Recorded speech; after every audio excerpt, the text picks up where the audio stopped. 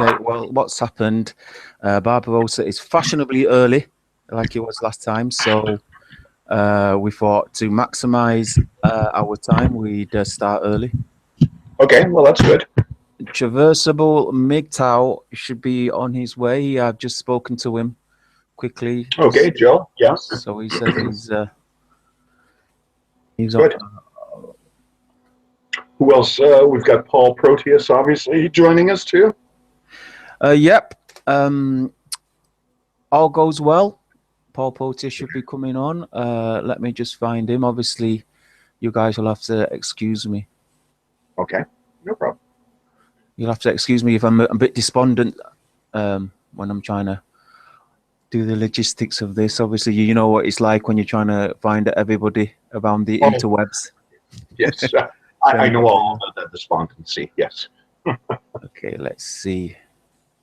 Let me just organize my screen here.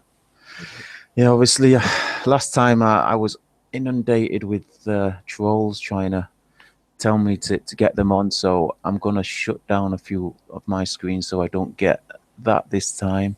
Right. And I'll just keep the chat box on the YouTube screen up. Okay, let's just wait for them to come on, and I'll just contact Paul Proteus. I actually said he could come 1 hour late because he wants to have a little lay-in, obviously. Yeah. Gotta have this caffeine kick in. I'm sure. I'm more of a tea person myself. Yeah, I do tea as well when I do. I mean, I'm a big fan of Earl Grey, and anything with the bergamot spice, I'm quite a fan of. I've always preferred. I've always stuck to green tea, but lately I've had a taste for the fruit tea. You know, I found a really good brand. Hey, Shannon, you there? You hear me? Welcome, Barbarossa. Nice to see you. What's going on, man? Welcome, welcome. You remember Zeta, don't you? Yes, Hey, I Mark. do. How's it How you going, doing? man? Yeah, it's going very well. Good to see you here, man. Yep. Little empty right now, I see. Traversable Mgtow, I've just spoken to him a couple of minutes ago. He should be coming on. I don't know if you've come across his channel before, Traversable. Yeah, I have. I'm actually subscribed. Yep. Oh, great stuff. Yeah, he's going to come on for the first time. I like your avatar, the little GIF or whatever it is there. Yeah, you like it. Yeah. Very cool. I've been trying to spice up my channel a little bit, just to catch up with everybody else's. Sure. So what's been going on, guys? Anything in the Mgtow world? I'm like I said, I'm like isolated because I just stay out of it.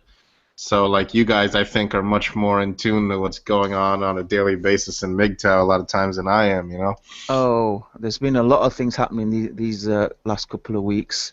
I think we last spoke to you 2 weeks ago, didn't you? But there was a little bit of a kerfuffle with what's referred to as the PUA side of Mgtow and the more liberal Mgtows, and then there was a difference of opinion with the asexual Mgtows, the ones that disagree with having women on hangouts. That happened. I think Traversable wants to speak to that on a little bit, but I'm far more interested to hear how the talks between you and Stardust has been going and Neo Unplugged.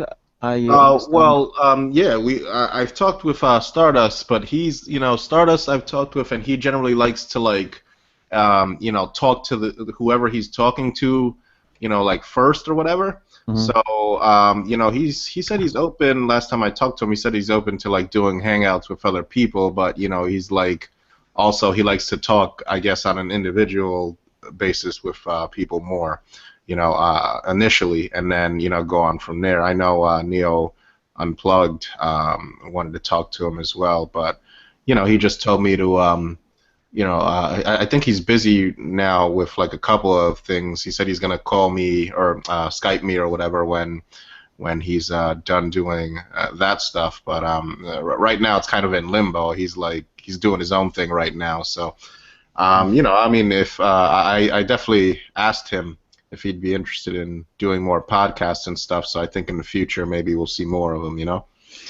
Well, what kind of You know, issues would you guys be talking about? Because everybody wants to know, where you oh guys are at God, now. me and Stardust, shit, we've talked about so many things. Like, I wouldn't say that there's one topic, really. I mean, sometimes we talk about like the future of Mgtow, I guess, and certain things that like we do like or like that we do find encouraging about the future. But I'm not gonna share that because he tells me these things in confidence. You So know, no exclusive today. no exclusive. You gotta get that from Stardust, not from me. Oh, Zita's going to be very disappointed. What's Over that? what? Over what? No, I've been, yeah, some of my subs have been inquiring, geez, when are we going to get Stardust and Barbar on and all this? Yeah, And, yeah. Well, I'm again, I'm working on it, but Stardust, I believe that he had been recently like traveling and stuff, and so he's just fairly busy at the moment, but I'm sure it'll happen. Just give it time.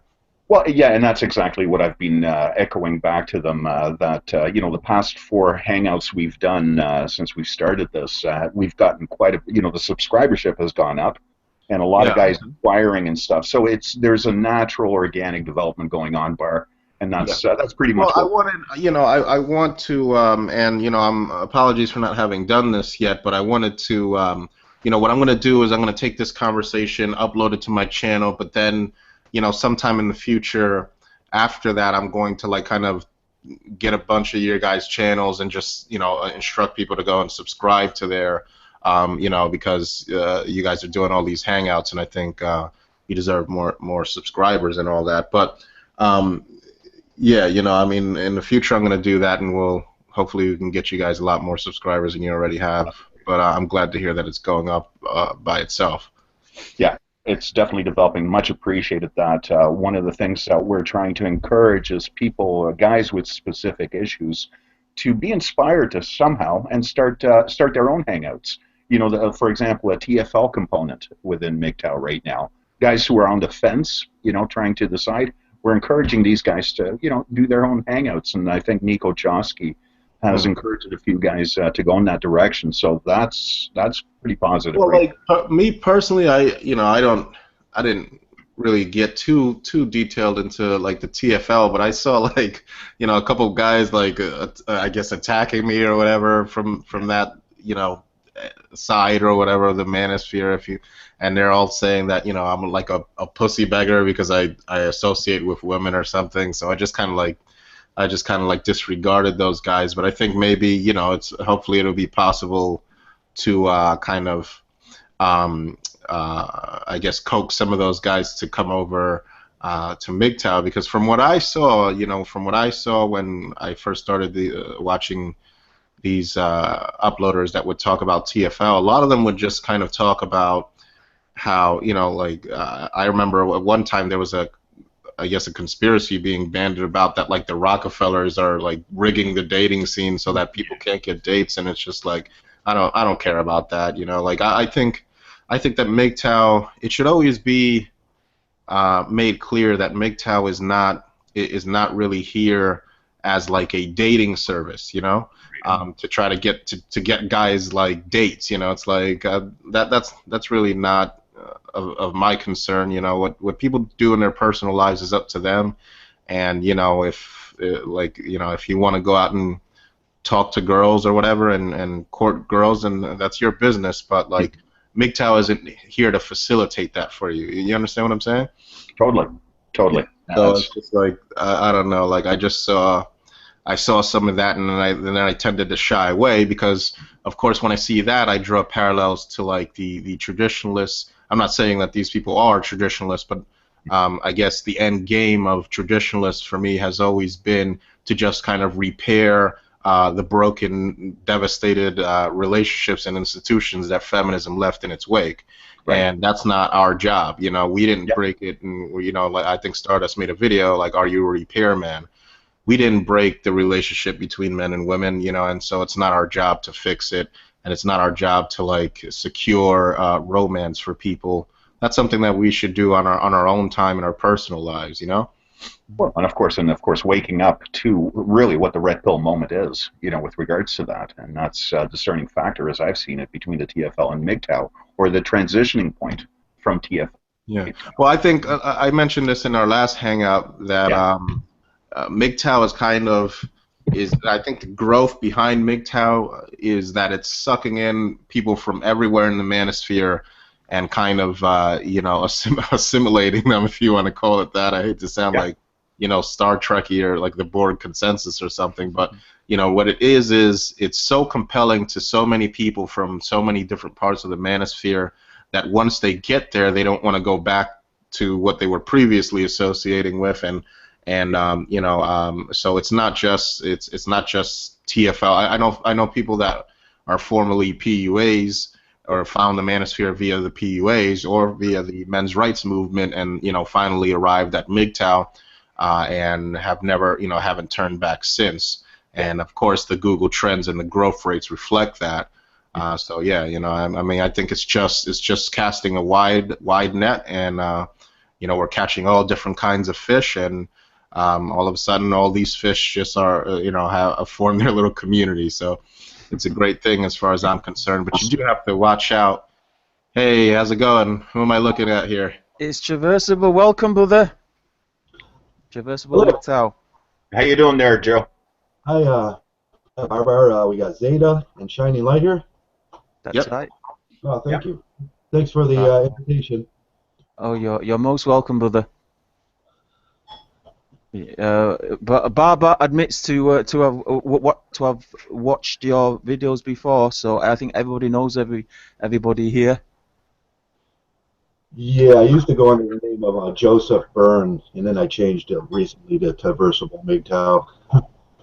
Yeah, nice to see you, brothers. I'm sorry. What Traversable Mgtow? What was your former name? Joseph Byrne. Sounds familiar. Did you would you comment on my videos a lot, or? Oh yeah. Well, I've been around forever. I changed it for safety's sake. Okay. All right. Yeah. No, because it's definitely, it's like certain people will change their avatar or their name out of nowhere, and it'll be like somebody that's been commenting on my video for like 5 years, and I'm like, who is this? Like Mo Mgtow. Just, I don't know if you've heard of him, but he changed his I think he changed his avatar, and like it took me like weeks to figure out it was him again. I do that. Same thing myself. Yeah. Traversable, are you able to position your microphone closer to you? You're quite muffled. Yeah, let me see if the different setting will help. Yeah. How's that? Well, can you say something? Because your voice is quite muffled on my end. I don't know if Barbarossa and Zeta, it's the same for you guys. Okay, how's that? Well, it's a little bit better. I mean, I can hear him. It's a little muffled, but I can certainly make out what he's saying. Yeah, same here. I can make out okay. Okay, great stuff. Oh, well, just going back to what you were saying, Barbarossa, on the flip side of that, there's been a couple of a little bit of dissension. There's been a couple of guys. Close to myself as well, they've declared that they're leaving Mgtow. Now, I wanted to make the point that when these people say they're leaving Mgtow, they don't actually mean that they're leaving Mgtow. What they mean is that they're leaving the group that they're in, or they're leaving the community that they're in, because if you are leaving Mgtow, it means you're leaving the ideology of Mgtow, and you're going to go back to the plantation, you're going to go back to getting married, long-term relationships. I don't think these people realize what they're saying when they say I'm leaving Mgtow. Well, I just wanted to make that point. I actually wanted to address this. Now, I have no idea who you're talking about, and so I'm not going to comment, as to what they said. But who is this? Okay. All right. Okay. I was just checking. Looked like somebody adjusted my audio level or something. But yeah. So I want to just talk about, in the general sense, people that kind of make this announcement that I'm leaving Mgtow, right? Again, I'm not commenting on who you're talking about because I don't know who you're talking about, but this is what I've observed. Okay, so lately I've been noticing that there are a lot of people that have benefited from the insights that Mgtow has provided to them. They've kind of taken part in this community and benefited from it and garnered, useful advice from it. And then something will happen that kind of ruffles their feathers, and all of a sudden they're like, I want to throw Mgtow under the, fuck this shit, I don't need a label, blah, blah, blah, right? Yeah. And, that kind of behavior has always irked me because, if that kind of behavior or if that kind of attitude is what you're going to have, or if that kind of attitude was what a lot of Mgtow started out with, you probably wouldn't have Mgtow, you probably wouldn't have seen it grow to the size that it is at this point. Like, for example, I saw, I don't remember his name, maybe if this person or if other people had similar experiences, they can share or whatever. But I talked to somebody who got into Mgtow, thought it was great. This happened to be a black man, right? And so he got into Mgtow, thought it was great. And then some idiot somewhere says some racist comment somewhere, and he's all like, you know what? Well, Mgtow made some good points, but it's not for black men, right? It's like, okay, all right, fine. You can say that, but the fact is that, the vast majority of men, whether or not they're black, white, or whatever, aren't going around posting these racist comments in the Mgtow community. We generally get along, right? And generally don't try to alienate people based on race. Of course, you're going to get bad apples. But don't toss Mgtow under the bus just because you saw some errant comment, after you got so much benefit from it. When I got into Mgtow, I was, there were very few. It was almost exclusively white guys, and I didn't ask for, I didn't ask to be accommodated because I was a Hispanic male or whatever. I just focused on making sure that my content was the best that it could be. And sure, I saw some racist comments, but I didn't throw Mgtow itself, the I guess you could call it ideology itself, under the bus just because of some bad apples, And so I think that it's become fashionable. I think, like, some people get this kind of idea, like, I'm going to be like a teenager puffing out my chest and, just be contrarian just to be contrarian. Mm-hmm. And now that Mgtow has gained this popularity that it has, they just want to be, some people just want to be the person that's rejecting it first. You know what I'm saying? Mm. I just think that's a little, sometimes that's a little lame, Mm. Yeah. I mean, there's a few people, I've heard a few people that have been quite close to me, some channels that you might have come across, but also it makes me think about all those channels that just vanished, that you heard, that that was making some very good content, like, for example, Man, Woman, Myth. Yeah, I have no idea what happened to Man, Woman, Myth, and frankly, I'm really kind of saddened by the fact that his channel just disappeared completely like that. I remember because I had him on Skype for a while, for a long time. Mm. And, out of nowhere, out of the blue, as you guys know, he hasn't been active for probably like something like 2 years or so. Mm. And out of nowhere, I just sent him a message and I said, hey, Man, Woman, Myth, how's it going? We miss you in the manosphere or whatever. Mm. And he responded to that, and, and then, I just kind of lost contact with him. This was like maybe 3 or 4 months ago. Mm-hmm. And now all of a sudden his videos just went completely blank. So, that really just kind of sucks because, of course, he was one of the best. Yeah, he was. His information and his the statistics, his rational thinking. I think he was a second introduction I had to Mgtow. In fact, it was because of him I was inspired to make my own videos. And obviously the guy's from the UK, so he's already got 2 thumbs up for me for that. But he made another channel called Humanity Bites. Or I thought it was Reality Bites. Oh no, it's Humanity Bites. Yeah. Bites. Yeah. Has that disappeared as well, or? He stopped with that, but I think that channel's still up. But yeah, as you've correctly just mentioned, his original channel, it's vanished. It's been taken down. I think somebody's made a backup channel of it, but I think a lot of information. I think most people, or most of the videos have been saved. Like, other people downloaded them and have them on their hard drives and have uploaded them to other channels. But I think we definitely lost a couple of his videos to history, which really sucks. And I just want to, I just wish I knew what happened. Of course, there's always things to worry about, like maybe he didn't want his identity out there, and you know, he has a son that he's raising, and maybe he just wants to focus on that. But I didn't want to, you know, I don't know why that would necessitate him taking the videos down. I mean, if by the off chance that he hears this, you know, we just hope he comes back, because you know we all really liked his videos, and I know he inspired me. So Yes, so if you're out there, man, woman, myth, Humanity Bites, get back in touch with us. Jump into our podcast, jump into our hangouts. It'll be nice to have a more personal conversation with you, get some background into you, get some of your in-depth thoughts on some of the current situations. Like I've actually talked before he like kind of disappeared. You know, we've talked, myself, Stardust, and Man Woman Myth. We've talked for like hours together, and you know, he seemed like, you know, he was.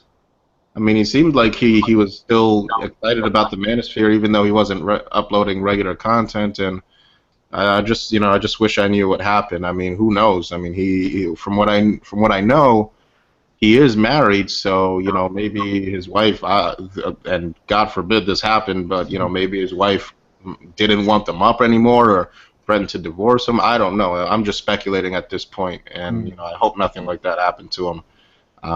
But you know, that's the risk.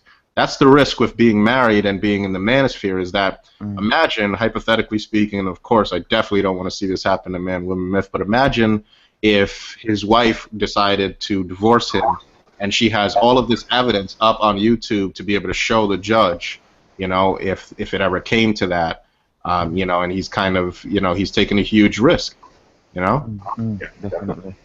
I'd like to hear from Traversable Mgtow. This is the first time we've had him on a podcast. So, you know, what kind of issues have been plaguing your mind? Anything that you know has been on the forefront of your mind, Traversable?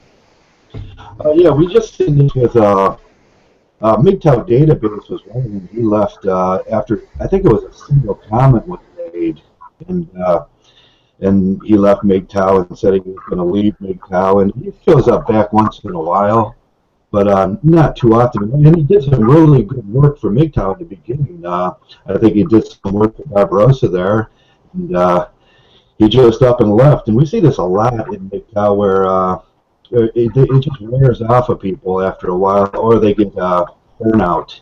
Traversable, I think you're like cutting in and out there. Okay, let me see if I can adjust something. I may be on I may be on a cam speaker here instead of my regular. Yeah, sounds good. Yes, that's a bit better now. Have you got the YouTube video on by any chance, Traversable? Have you got that on? No. Yeah, let me see if I got. I may be on the wrong microphone here. That may be the problem. I might need to go to my avatar. Yeah, if you can just sort that out. It's possible that you've got the internet YouTube video up, which might send some feedback. So if you can like mute that or turn that off. Let me try to adjust things here. Yeah. I'll go with your headset. These are the problems I was worried about happening. You sounded fine before. See, we can hear the echo, Traversable. There you go.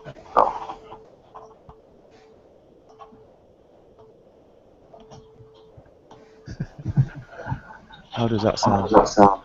See, we can hear ourselves, so if you can just turn the speakers on. Closing down. Now we're talking. We're in business now.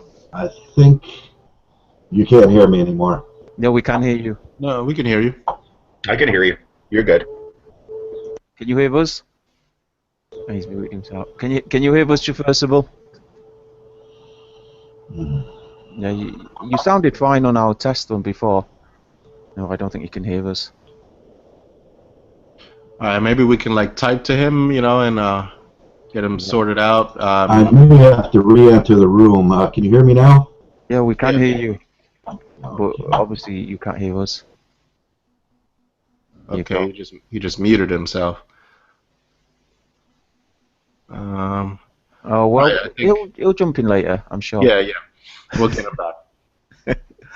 Okay. So, No. have you guys, by the way, Shining, I shared some articles with you. Have you guys checked out this article where I don't know if you guys are a fan of boxing. I'm kind of a fan, not really, but of course, like pretty much the whole rest of the world, I was watching the Manny Pacquiao fight closely. I didn't watch the actual fight, but I don't know if you guys were aware of this, but there was a lot of drama going on between some feminist journalists and Floyd Mayweather about his past with domestic violence. He's been arrested and spent some time in jail for domestic violence, and so he banned. I don't think I've ever seen this before, but he banned the two feminist journalists that were kind of bashing him for having these arrests for domestic violence. So this is a multi-million-dollar, $500 million event that feminist journalists were banned from. I just find that pretty interesting. Yeah, that. Okay. Yeah, I did read that. I read both the articles. First of all, you mentioned the article on the Floyd Mayweather he banned, and I'm proud of him. Well done. I mean, he actually stood up for stood up against gynocentrism. Well, I think he's a cocky son of a bitch. So I wanted to see him lose, but I guess he won or whatever. There's a lot of controversy going on talking about whether or not the way he fights and the way he kind of just runs and hugs and all that is kind of killing the future of boxing, because people don't find that as entertaining as like mixed martial arts. But I just think that it's really important to note that in an event where you're talking about $500 million generated in over one night's worth of labor or work or whatever, that feminist journalists are being banned. I mean, I think that's like a milestone that for the first time, people are saying, well, no, money does talk, and we're going to take the side of profit because we're in business to make money over feminists. I think that's it's really remarkable. I don't really know of many times that unfortunately, by the way, we had a conversation last time we talked about Mad Max. Yeah. I mentioned I was excited for it, but turns out that they have a feminist advisor now. Oh my God! Yeah, really? Yeah, they brought in a feminist advisor to advise on how to best portray fucking equality. I don't know, gender non-bias in the film or whatever. So I'm very disappointed about that. When will it end? Yeah.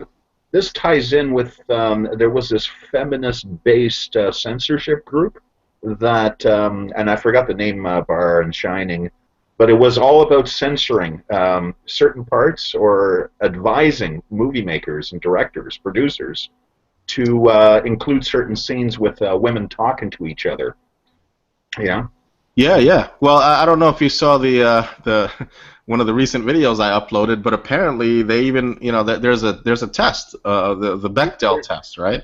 The Bechdel, that's it. Yeah, the Bechdel test, designed to measure gender bias in a film, and of course there's no test for whether or not a film shows more than 10 men being killed on a battlefield. There's no test for any of that, because men allow the creative process to go forward, even if it does have some things that really don't portray us in the best light. But that's part of the creative process. Why would you want to interfere and intervene in that? It's just going to delude the process of creativity. Yeah, particularly like on a film like Mad Max, where it's supposed to be a chaotic society. It's a post-apocalyptic drama, and it'll be a disaster. It'll be like, well, look, of course, as we all know, feminism is just a manifestation of gynocentrism. In a Mad Max dystopia universe, right, there would be, feminism simply wouldn't exist. I mean, gynocentrism would exist. You'd have these roving bands of tribes, that were kind of rolling around the desert in their dune buggies, Genghis Khaning it up, and That's right. taking harems of women for themselves and subjecting them to sexual slavery. But that's what human nature is, unfortunately, and that's the reality that feminists don't really want to confront. That we have a very long history, full of rape, full of pillaging, full of conquering, and men were killed outright, from other tribes. The women were just colonized and used as reproductive vassals, but men were killed. They got the worst fate.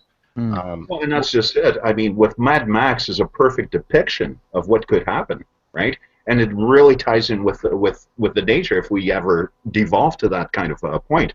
I mean, what closely supplements that is this. Take a look at myself. I've been to third world countries. I've been in Africa, and one of the things that I was advised on when it comes to women and stuff, that women are basically 99% of them are prostitutes, in these third world countries. Okay, and I was, at the time I was shocked to hear that. But once you're there and you see it play out, there's a lot of correlation. Whenever there's economic hardship, well, women, and this just falls along with what we're saying. Women are born with inherent worth in their ability to reproduce. I mean, of course, I don't, logically speaking, I don't perceive women as inherently more worthy than men, but just evolutionarily speaking, yes, they are born with this ability to incubate life, and therefore they're going to be treated. They're always going to be able to fall back on that sexual ability. And I mean, look at the men in those third world countries. They're going to have to figure out a way to eat or starve. Pretty much. Especially if things are going to flip, and depending on how far and to what extent feminism will spread throughout the world. Yeah. Well, I've noticed a lot of feminist, like non-governmental organizations, NGOs, and all that are making a push into African countries specifically, and pushing a lot of like pro-circumcision stuff and all of this weird kind of social engineering stuff. It's just, I think that there's always been a racist component to feminism, and they do it in a very sneaky way. They, for example, have made inroads into the civil rights movement and have kind of, I guess, fooled a lot of people in the civil rights movement into adopting their cause. And it's all complex, and there's various reasons why the civil rights movement and the feminist movement joined up together. We could explore that in a whole nother video, but because it would take hours to explain why it all happened. And but yeah, there's a lot of recent feminist push into Africa, third world nations, and of course, as these third world nations start to develop, India, for example, we're starting to see, surprise, surprise, a feminist movement prop up. Yeah, we've got one YouTuber out of India that's filling us in on that. We're trying to get him into our Hangout as well to report on what's going on there.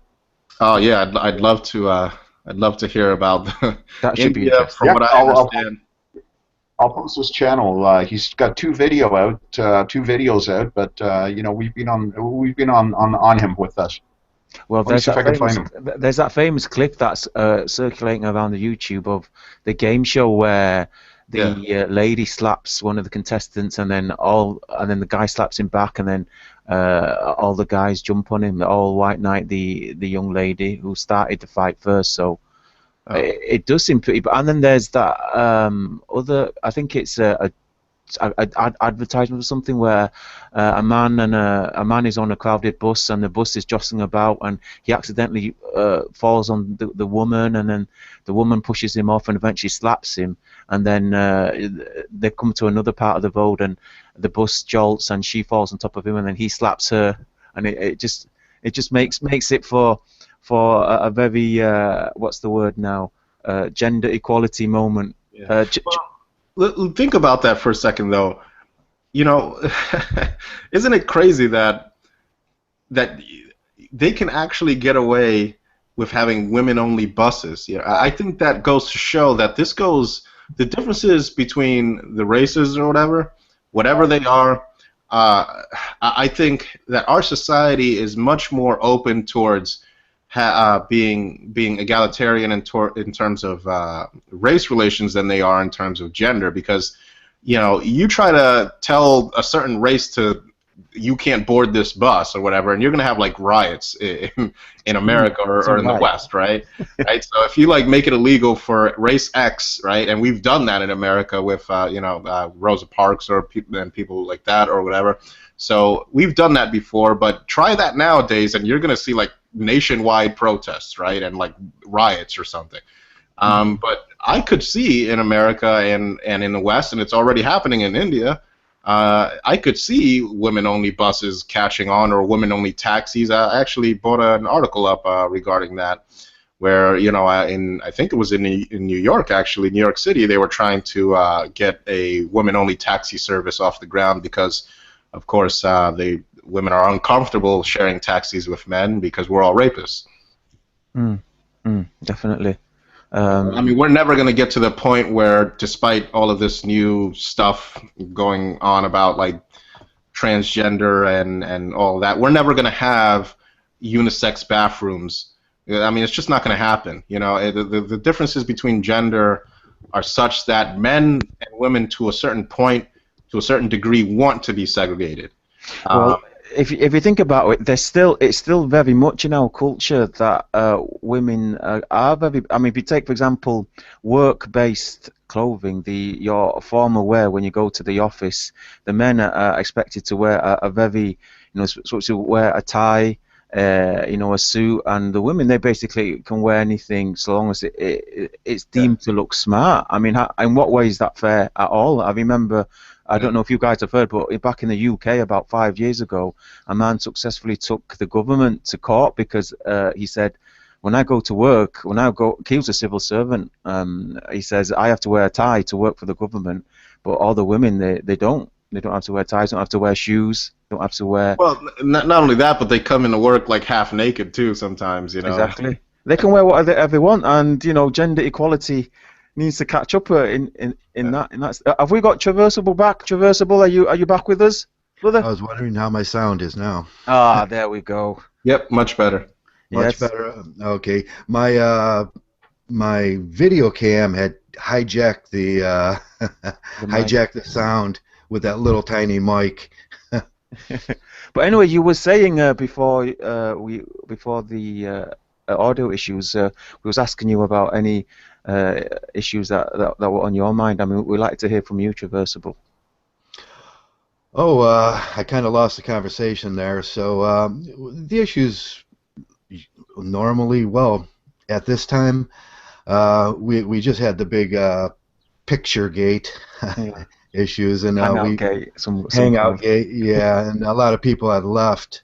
Like you had said, we've seen that before, and Mgtow, they come and they go and they leave and they come back, and it's usually personal feelings are hurt and things like that. A single comment can send a man off sometimes, and that's it's kind of immature, but it happens.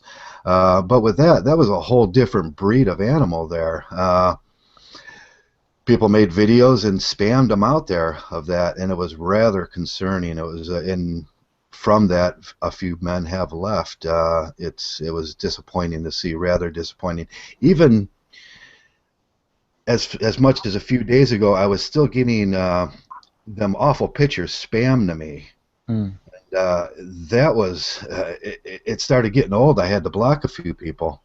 Oh, people were sending them to your account. They were sending them to your... Right, I'd open up the browser, and there it goes, so and so sent me a message. I'd open it up, and there are the same awful pictures staring me in the face.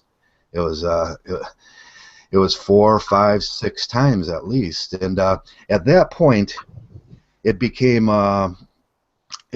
clear to me that it wasn't what happened in the room; it was what was happening after the room that was so damaging. Yeah. Yeah, I hope that wouldn't have happened. I hope that people wouldn't have gone away, because that hangout was supposed to settle any bad feelings. It was supposed to level it all out. I mean, but I did expect there was going to be a little bit of a childish backbiting going on afterwards. Oh, yeah, there was. It was serious. And I take an asexual stance on Mgtow. I believe that anytime you introduce sex to the issue, it diverts this topic of Mgtow. So we just say we're asexual, and we provide material like that as if you're a sports commentator. You don't talk about your sex if you were a sports commentator, because the game of baseball or football is more important. That's the same thing with Mgtow. Mgtow is more important than actually talking about sexual issues and easily divertible issues. Yeah. And that was my point with them. Yeah. Well, Yeah. was there like some kind of were people like say? Does anybody want to give me a brief synopsis? I'm a little lost.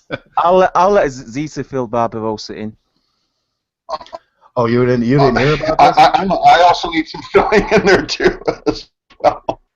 Oh, actually, you know what? Now I'm thinking maybe. Okay, correct me if I'm wrong. Right? Yeah. Apparently, now I think I know what you guys are talking about. There was like some hangout or something where somebody shared a bunch of like crazy-looking images or whatever, and people like took issue with that. Like when I say crazy, Right. I mean like really like gore-based stuff. Am I correct on that or? That's exactly what happened. Okay, and now, but from what I've heard, I've seen none of these images and probably don't want to. But from what I've heard, is these were all like animated images or something, or am I incorrect? Right, they're all drawn. No, they were There was a mix. all I think. hand drawn.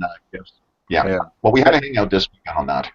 And so Yeah. this caused like a giant controversy, or At first, it was just between like 6 or 7 people, but then as it continued, as each person involved made a video, other people started making videos. Like the Straight Shooter, he made a video about it. Phil G, nobody, and even Crypta 76 or something. And you know it's serious when Crypta makes a video about it. You know things are getting serious. So then that's when we decided to make a hangout and get all the parties involved. Everybody was invited, but when with the logistics of these type of things, when you're inviting 8 or 9 people all onto a hangout, not everybody can make it. But there was a good portion of people that weren't able to make it, and that was supposed to level everything out. But I think for the most part, I think a lot of feelings were settled. But I was, like I stated to everybody, I was doing it for the sake of all the viewers, for the Mgtow community, because nobody's mind was going to get changed. Nobody was going to come on there. Let me ask this: was any of it? I'm a big supporter of free speech, of course. You have to be if you're going to be a Mgtow, I guess, right? Mm-hmm. But if these images were, and let's say they're really disturbing and whatever, right? I'm not going to say that they're not, but if they're animated, right? Like as in drawing them has not hurt a single person, I mean, then I mean, what are you gonna do? I mean, I'm a supporter, for example. Like, I cannot stand anybody that would go ahead and sexually abuse a child, right? I mean, that's like one of the worst things you can do for me. But there's also a controversy going around about how whether or not virtual reality and animated, I guess. Material can be used for people who are I guess inclined towards pedophilia, if you will, like that have a sexual attraction towards children, right? To use this as a means by which they can, I guess, satiate themselves and not go out and try to harm kids in the real world.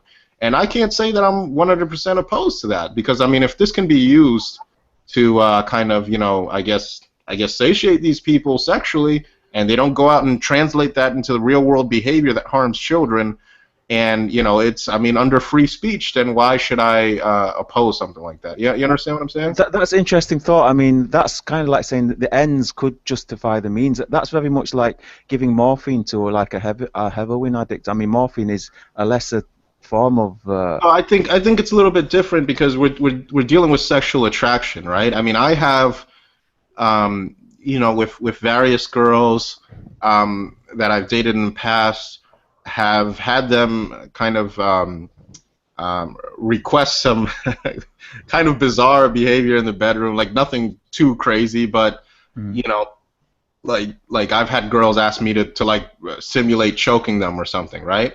And I would never hurt a girl that I'm, you know, having sex with. I'm not a violent person, but you know, I decided why not indulge this person, you know, because you know, I mean, I like them or whatever, right? And it's all pretend and it's not hurting anybody.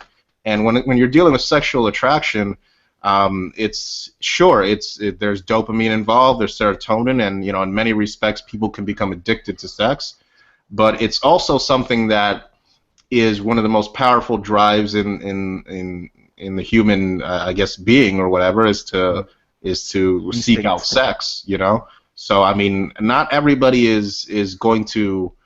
I mean, the vast majority of people that want to pursue morphine, in comparison to the vast majority of people who want to pursue sex, I mean, there's a huge disparity. You know, very, very, very few people could be said to be truly asexual, as in no sex drive whatsoever. This is like an inherent thing to humanity, right? And so everybody has a sexual expression of their own, and some people are going to have deviant sexual expressions of their own, and some of these people also have the capacity to understand that this is a harmful sexual behavior to the vast majority of people in society, and it's not okay. But you know, maybe I can find an outlet for it where I don't hurt anybody, and you know, I can't say I'm against that.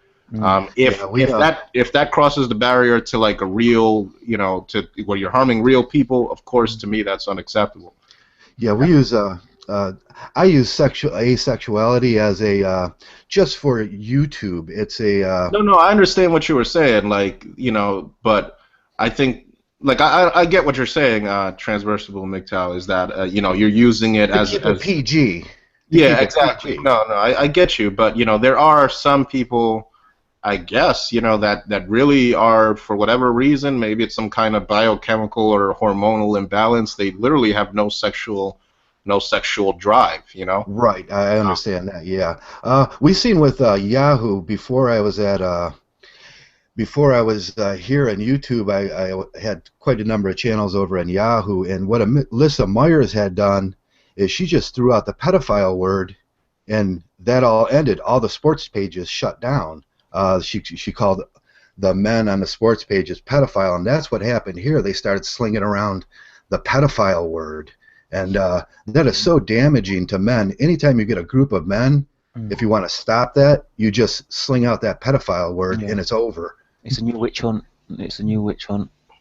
Well, you know, again, I don't know the situation, and I wasn't there, so I'm not going to comment on anybody. But I think that we need to be absolutely sure that if we're gonna like call somebody a pedophile, you need to be able to back up and show evidence that they actually touched little kids and sexually abused them, or they have, you know, I don't know, some kind of admitted, like, you know, attraction to children.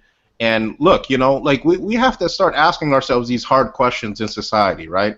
In our society.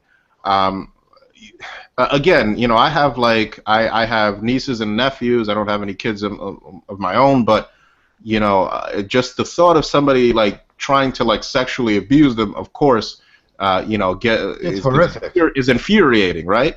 But but is a person evil? Simply by virtue of having an attraction towards children? If that attraction, I mean, think about it. Think about when I say attraction, right? I mean, just like me and you will see an attractive, you know, grown woman walking down the street, and we just, before we even know what's happening, we have like, you know, experienced an attraction, a physical attraction to that person. It's an unconscious thing for the most part. So if these people, right, are experiencing this unconscious attraction towards, you know, in this case, in their case, it happens to be, you know, underage people, children. And of course, I don't advocate any of this. I'm going to disclaim it over and over and over again. I do not advocate any kind of sexual abuse against children. But we have to start asking ourselves as a society is whether or not these people are having an unconscious attraction to these people, and if they are, you know, can we really hate them for that? unless they go ahead and go take it a step further and actually go ahead and abuse children sexually. Yeah. Well, the pathology is that these people are. oh, Zita, this is a bad time for you to have it. Microphone problems. How's that? Zeta, Yes. for some reason your mic cut out. Okay. Yeah. Some connectivity issues. How's that? Better? Yeah, Yeah, that sounds I'm better. That sounds better. Yeah, I was saying that. You cut out at the pathology. Yeah, well, that's what the experts are all saying. Okay, that there is no cure for these individuals, and looking at alternatives for people like that. Yeah, I mean that's something. I think we're the only ones that can discuss that. With our level of freedom. Look, we're already a group of men on the outer fringes. Like society is going to arguably view Mgtow, if it ever catches on and becomes like as popular as like the herbivore men, as even more dangerous than the pedophile. I mean, society, yeah, they hate pedophiles and all that, and when they do that, they earn society's scorn, and I think rightfully so. But I think when Mgtow, if Mgtow was to ever gain popularity on a massive scale, I think we're going to be demonized even more so than pedophiles. And I think that because that would pose a threat towards the the governments of the world. I'd like to speak on that point. I mean, generally speaking, all men and women, they have urges. Everybody has a certain urge, and sometimes the urge is very strong. It doesn't mean we have to act on it. But then there's a couple of facts that we have to remember about anime. I mean, those artists, they draw those anime girls and women specifically to look like very young girls with adult bodies. So they have like a very childlike face with a very adult. Yeah, I mean, yeah, absolutely. Like just the proportions of the face, you see that their eyes are very very large in comparison to the rest of the face, and very neotenous and young looking faces, and then they have like huge boobs and butts, right? So like it's there's a lot of weird stuff going on in Japan. I think that's a bit of an understatement, but again, it's artwork, and thus if it doesn't translate towards abusing children, then how can we really fault these people? I mean, and on top of that, there's another. And I know I'm going to get all sorts of controversy for supposedly defending pedophiles or whatever. I'm not defending it. I'm not defending sexually abusing children. I'll never defend that. But I'm just saying, look at the slippery slope that we're faced with when we start just looking for pedophilia everywhere, right? And and it's no coincidence that feminists want the chemical castration of sex offenders and all of this stuff to the point where they have expanded the definition of pedophile from somebody who like abuses or has a sexual attraction to children to basically all men everywhere for whatever reason they deem fit, and it's just we have to stop criminalizing sexuality no matter what form it comes in, so long as it's not harming somebody. This raises an interesting question about neoteny, since you mentioned it, and I remember listening in a couple years ago when you did that video, and Karen Strawn did too as well. Does neoteny also apply to boys and young men? To look at the attraction for them. I think in many respects, yeah, I think it does, but I think that overall, women are going to be more neotenous than boys, and so the triggers that neoteny, like for example, whatever qualities that neoteny triggers inside the human mind that compels us to be more affectionate or give more attention or whatever, of course, I think is going to be more present in the female than the male. But then again, I don't know, because in terms of very young children, right? I guess, like little boys are just as cute as little girls, That's right. It's a good question. I don't know. Well, it's again just being explorative. Yeah, no, I understand. but yeah, it's a pretty I pretty think good question. I think there's 2 points to that to this very issue. I'm sure it's been discussed in university think tanks and in the government government policies. But there's 2 points to that. Number one, if somebody has such an urge that if they don't try and satiate it some way, they're going to do more harm. There's that issue, and then there's the issue of being desensitized. Like the more porn you watch, the more perverse it has to get. So you start with normal porn, and then it has to deviate into more and more what's outside of the norm. So if you so you get more and more desensitized to the naked body. You have to get more and more desensitized to the sexual act. So your sexual urges get more and more deviated. So it could Yes. start off with just anime and manga, and then before you know it, it could be stemming out into other things. There's It's the same thing as the gay parade. How they originally made the gay parades to desensitize the public to the whole scene, and then it became prevalent in society after that, and no one really takes notice of it anymore. Yeah. Well, Zeta, like I just wanted to mention before I comment on that, I did see a few articles talking about how, generally speaking, mothers tend to give more affection or comfort to infant girls than they do infant boys. I think I actually saw some articles in regards to that. But in terms of the topic that you were discussing, Shining, I mean, we all know that there is some truth to this. I mean, I remember when I was eight years old, and I'd see a Victoria's Secret magazine, and it was just incredible, right? And with the advent of online porn, nobody looks at a Victoria's Secret magazine and is like impressed or aroused or whatever, right? I mean, it's just yeah. I'm sure we've become desensitized to it, but I don't think that's necessarily a bad thing. I think that part of gynocentrism revolves around the inflation, I guess, the artificial inflation of the value of sex, right?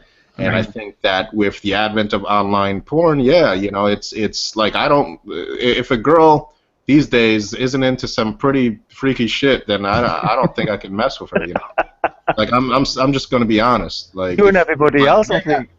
Well, yeah, that behavior. exactly. Like I'm just gonna be honest. If a girl if she won't give a blowjob at the very least, then no, I mean, it's just pointless. It's she's no good. No, I'm just telling the truth. Yeah, I think most guys in the West are like that. I think we've all seen we've all seen porn at one point or another, and I think most of the guys in the West will be a lot more desensitized to the female body as compared to, for example, the guys in Arabia. I mean, guys in Arabia, obviously. Well, look at how much violence is going on in the Middle East, and these are some of the most sexually repressed men on the planet. Yeah. And I mean, there's always this talk about how women are sexually repressed, right? But I don't know. I think that the men of the Middle East are a lot more sexually repressed than the women. Well, homosexuality is recognized as almost normal behavior within those tribal communities. Oh yeah. Yeah, you guys know about that. Yeah, well, I don't know. This is the bachabazi or whatever it's called. Yeah. That's some disturbing shit. It's honestly known. It's not only that; it's also in Pakistan and in Saudi Arabia because women are so unaccessible. Men have now deemed it acceptable to, before they get married, they have sexual relationships with men and then just pretend it never happened as soon as they get married. It is a problem that the Muslim scholars are now just beginning to address. They've been sweeping it under the carpet for some time. I'm surprised you guys know about that. That's supposed to be a Muslim.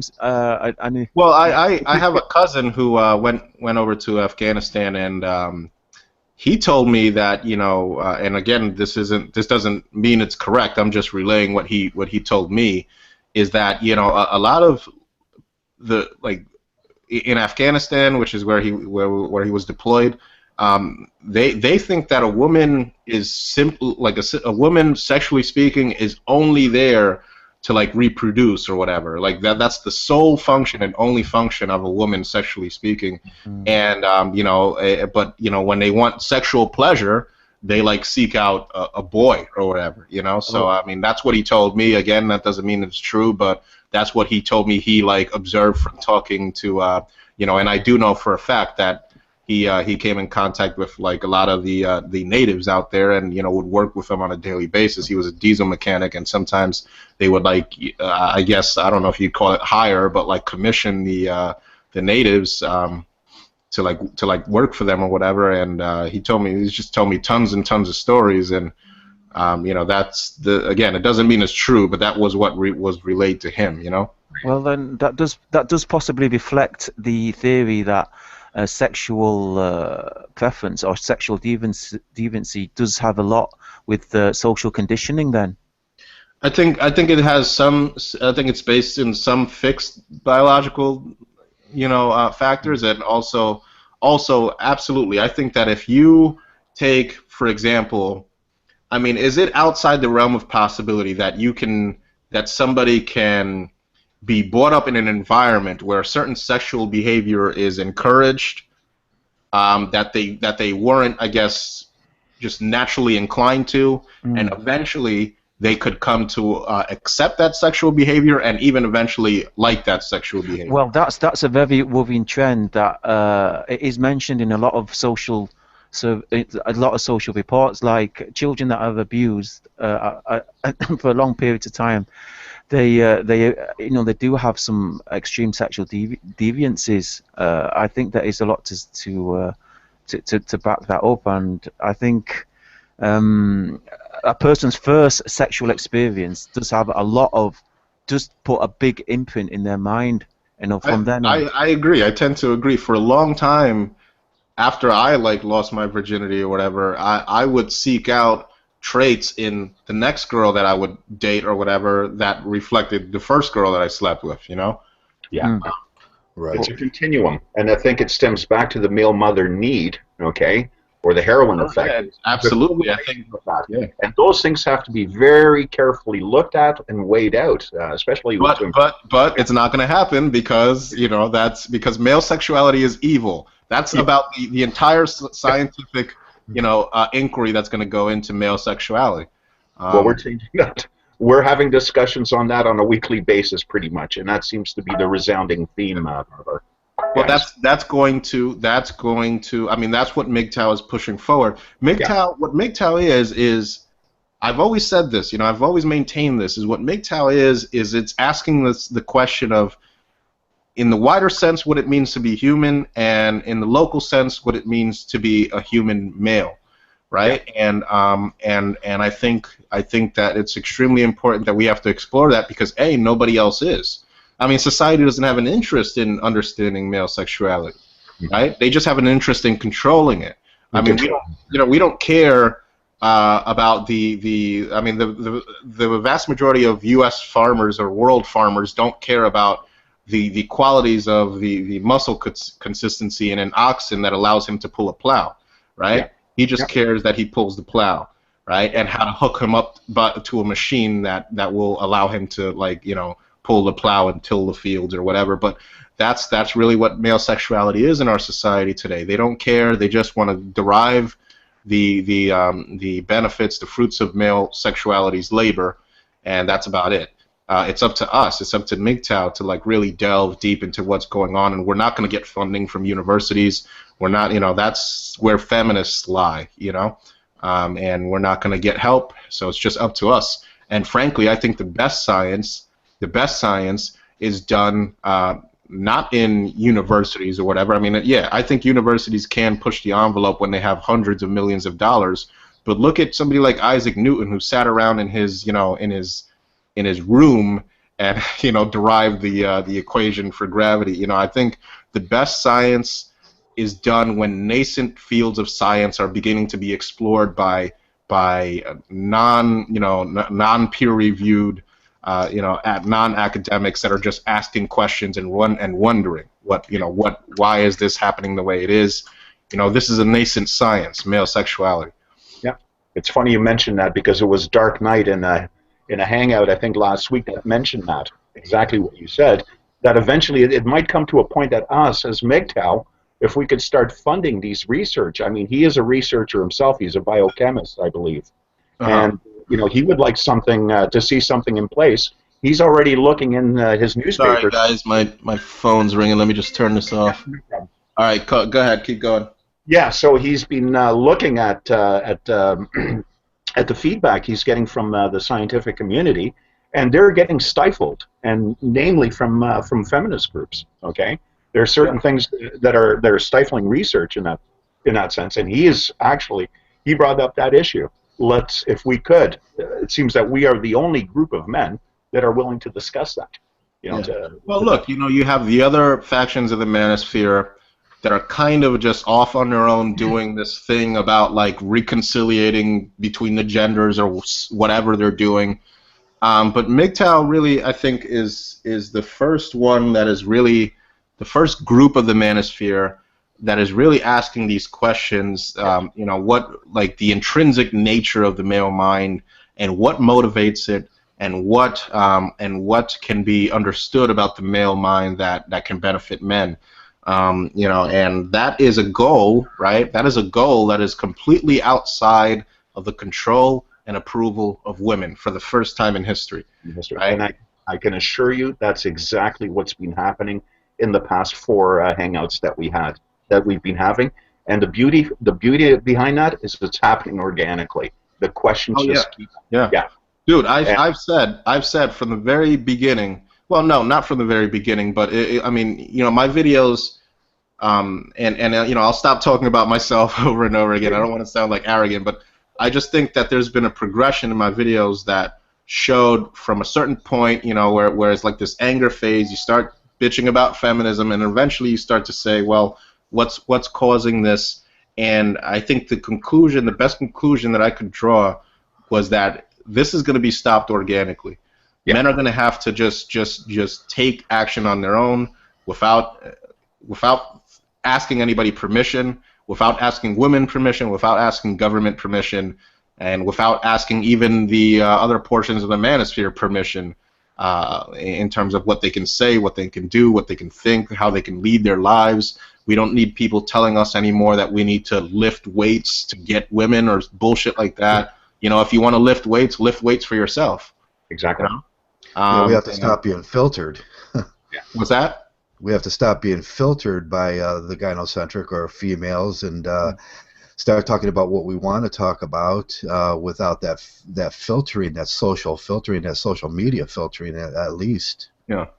Yeah, well, that's why we're not looking for, interviews on Fox or whatever, or right. I mean, because it's just look, I don't know if you guys saw this, but there was that will eventually happen.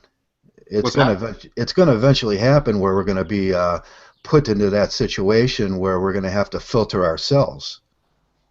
Well, I think people are starting to take notice, and it's only a matter of time before some media outlet is going to try to contact us. But I don't even know if they're worth responding to. I don't know.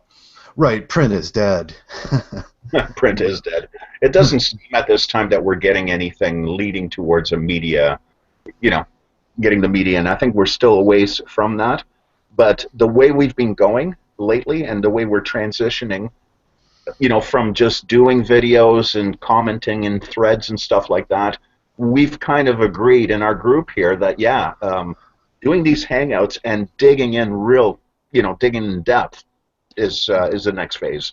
Well, talk to me more about this this gentleman. I forget what was his name that was talking about scientific funding scientific. Dark Knight. Dark Knight. He's one of he's in our group, and he's a biochemist. Brilliant, absolutely brilliant kid. He's been around for 6 months now. He's got over 130 videos. And very science oriented. I think you'd like him, Bar. Okay, I'm probably gonna check him out. Yeah. I invited him today, but apparently his thesis needs to be done. Yeah, he's working on his PhD right now. Okay. So yeah, don't wanna interrupt that. You know. I would. More important. Yeah. Yeah, but no, you know, I think it's Well- important. You know, it's important that we just stop looking for a fucking feminist boogeyman to slay, and we start asking real questions. You know. Yeah, that's exactly what's happening. We are asking real questions, and week in, week out, and that's what we're promoting pretty much.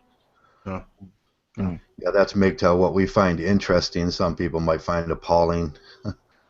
Yeah. And that's why I think that Well, it's important. Like, for example, with this Hangout Gate situation, where, you know, so long as we're not hurting people, we have to try to, like, kind of tolerate opinions that, or you know, outlooks that we may even find crazy or whatever. But, you know, Right. remember, this is a path of discovery, right? We're going to have to confront some preconceived notions that that might be painful to let go, but that's what the entire process of Mgtow really is. I mean, if I could find your blue pill selves, you know, and go back in time and tell you guys that in a couple years you're gonna, you know, reject marriage or reject relationships or whatever, you might have looked at me like I was crazy, you know. Exactly. Yes. Exactly. The entire process is about letting go preconceived notions in society's script and taking only the parts that we find useful for ourselves, just like women have done. And I don't even blame them. I just think that, you know, they're using the government to, like, you know, coerce men to, like, stay back in their roles, and that's the problem. You know? Yeah, this is something I say to everybody, and in fact, my last video was based around that as well. You know, take the good and leave the bad. You know, whatever good you find in society, in a group, in a philosophy, in an ideology, take that. And if you find some bad in it, leave it. But some people, they come to Mgtow, they find a few undesirable individuals, they find some something about Mgtow they can't quite, they don't find very palatable, and so they go and tarnish the entire group with these individuals. They tarnish the entire name of Mgtow with it, and really it's their loss, because really, I mean, Mgtow... Well, it has so much to offer people, you know. Don't be so quick to you know, just kind of toss it aside and just forget about it like you didn't benefit from it. Yeah. You know, That's a good point. When I got into, like, the manosphere, I considered it, and I'm not trying to saddle anybody with some kind of obligations or duties or whatever, but when I got into the manosphere, the transition that I've made has been so beneficial to me, right, that I dedicated, because I've been able to understand what traditionalism is and understand the way gender roles are designed to, like, repress and oppress men. You know, I am so thankful for that knowledge that I've been able to acquire by discovering the manosphere, that my channel and everything that I've done is a result of that, and what I've tried to give back, right? You know, I mean, it's very easy to come into the manosphere, take what you want, and kind of just say, you know, screw the manosphere and go on with the rest of your life. But remember that if there wasn't people there before you, you know, dedicating their time and energy and efforts to try to, like, get you to see that way, you would have never been in the manosphere. You know? No, definitely.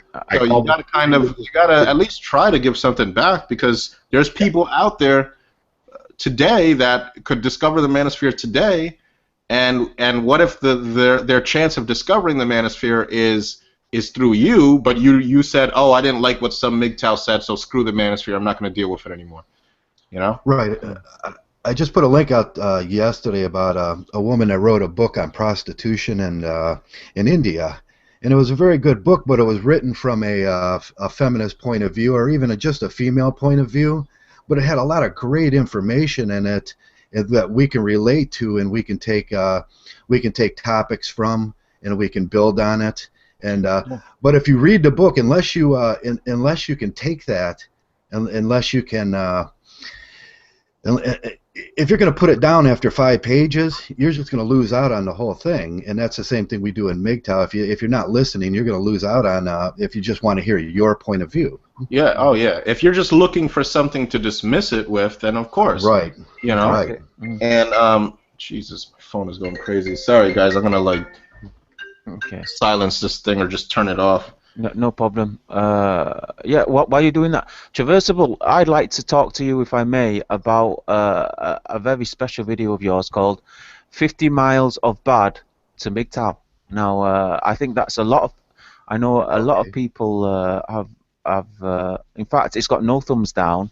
It's mainly got 41 thumbs up, but I think a lot of people could benefit from that. I mean, was that based around your own experience, that particular video?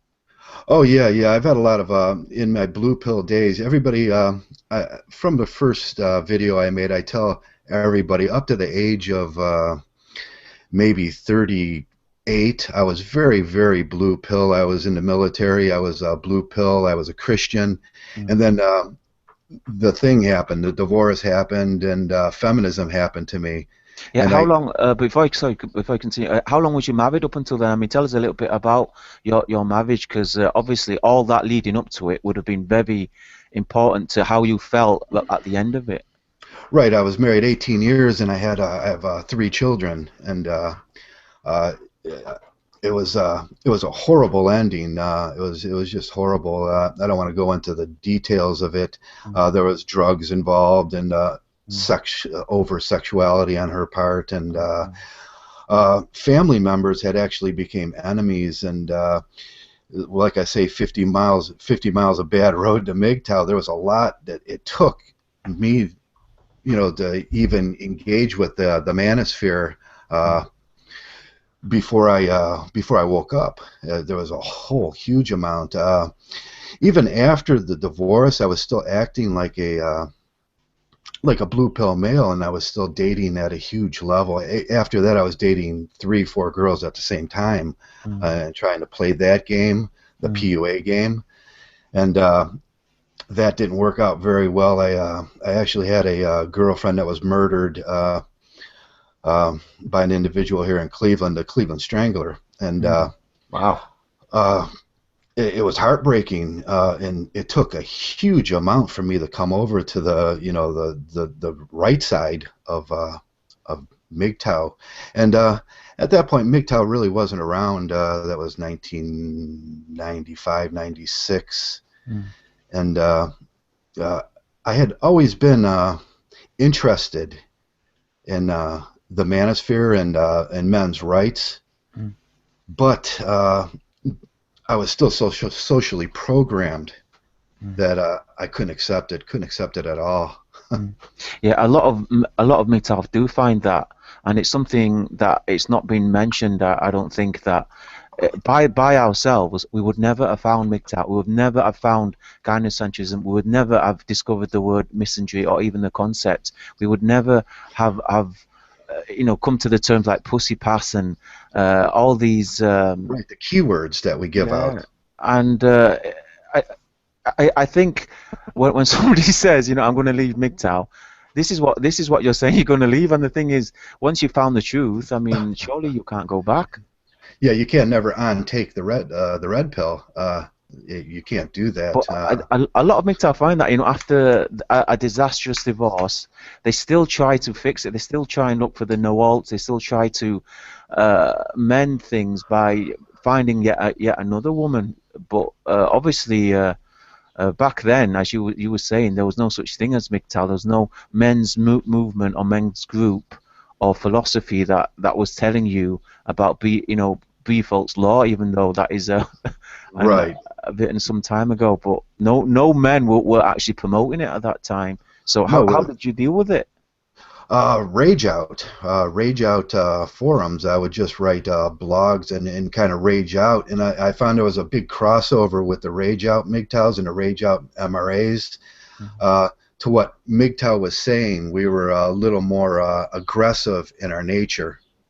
And at that time, Rage Out really helped. I would just get on a forum and start blasting images of divorce and a lot of the bad things that happen. But I would get, on the other hand, in 1994, 1995, the blue pill, they would just get incensed They would get Traversable, can I interrupt you for 1 second? Could you just give me an explanation of what was the Rage Out forums? I don't know.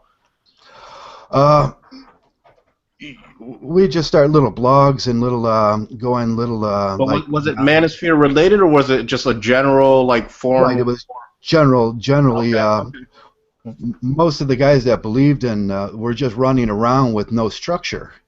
So it was just what I call rage out. They were just saying what they needed to say, then they'd get blasted back off the page, and then go to another page. But there was an actual forum called Rage Out, or this was like you're calling these forums like a forum where people would go to rage out. Like that's where I'm confused. Right. There was a lot of men running around the Manosphere with no structure. We have structure now in Mgtow and the MRA. We have somewhere to go, but back then there was no structure, nowhere to go. Mm. This is a very good point, and this is something that I want to address other Mgtow about, that say that, you know, Mgtow, we shouldn't be a community, we shouldn't gather, we shouldn't group up. I mean, the fact is, when we are together, when we do get together and discuss things, when the very fact that YouTube, in its very nature, you share videos and you share comments, this has a lot more benefit than just like being by yourself and trying to learn from other people, and you know, not being part of a community at all. I mean, the very thing you're saying there, Traversable, is what I try to tell a lot of men as well. I mean, you've come to the you've come to the Manosphere, you've come to the Mgtow circles. Now the logical next step is to join the group. You know, join part of the Well, look, this I think is where this meme that has been in the Manosphere for a while regarding Mgtow and regarding its new popularity that it's experiencing. You'll always see these people that are saying, well, if you're a Mgtow, you just kind of do your own thing and you don't talk about it, and that is actually like a form of like Orwellian newspeak, right? That is a method by which they can silence the ideas being propagated in Mgtow. They don't want it spreading. They want it to just be an individual, every man is an island type of thing. They don't want communication because a lot of I guess factions of the Manosphere, for various reasons that would take very long to explain, don't want to see Mgtow popularized any more than it already is. And you know, so they want us so they want to try to limit our language and limit our understanding towards, you know, kind of they want to relegate Mgtow to like a little hobby that men do, right? You know, and now let's get to the real work of, like, you know, I don't know, voting Republican or, you know, what have you, something along those lines, right? So they want to kind of relegate Mgtow to this stance of like this kind of distraction in the Manosphere that men dabble in, and then they come back, and now we're really going to do something, and that something usually revolves around something gynocentric, some old system of expression and grievance resolution that has done nothing for men for the past 100 or so years, you know? Absolutely. Right. And so the excitement and the popularity of Mgtow, what's spawning that is that it's something different and new that is not revolving around those old institutions. It's not trying to fix marriage. It's not trying to beg some politician to, like, you know, have women be nice. So it's not doing any of that. It's just getting men together and allowing us to talk about our experiences, and in that, however it manifests in the future, that is where the real solution will come through. I don't know how, I don't know when, but that is where the real solution will be arrived at. Not by, you know, dealing in these archaic old institutions that aren't working anymore. Yeah, they'd have Mgtow fall back into the category like feminists look at the definition of feminism. Yeah. And that's what they're saying. Look at the definition of Mgtow. Yeah, that old fucking manifesto, that's like a joke, you know? I mean, what Mgtow do you know that says, oh, a manifesto? Come on, you know? It's becoming increasingly obvious when you get a small group of 2 or more men talking amongst themselves, it's kryptonite to them. Yeah. Right. And we're always developing, we're always moving forward. I mean, I don't think a week passes without you know, somebody bringing up a new issue, or somebody resolving an old you know, an old discussion. I think it's always growing, is Mgtow. Well, Maybe I it's think not that new. if you notice, like things that Mgtow were talking about, I don't know, you know, a year or two ago that we earned like shame and ridicule over. They're now like slowly bringing it up, you know, like it's really funny to watch. I mean, I see people even talking about the artificial womb now and stuff like that. It's like, oh, you know, 2 years ago you were calling us neckbeards for bringing that up, you know. Actually, Dark Knight has an update on the human embryo development. Apparently, the feminists are trying to have succeeded in not allowing that to proceed in America. Yeah. Well, of course. I mean, the feminists are against surrogacy, and you know, of course. Of course, yeah. Because what But it's already, really no, but is- he's already mentioned that it's come to pass. He's got details on that if you want to talk Yeah, about sure. It's You know, game I mean, over. yeah, I want to see that. But you know, of course, it really is. You know, all these people can talk all they want about, you know, some romantic fucking reconciliation between the genders. No, what it really is about is controlling male sexuality and, you know, taking control off of female sexuality.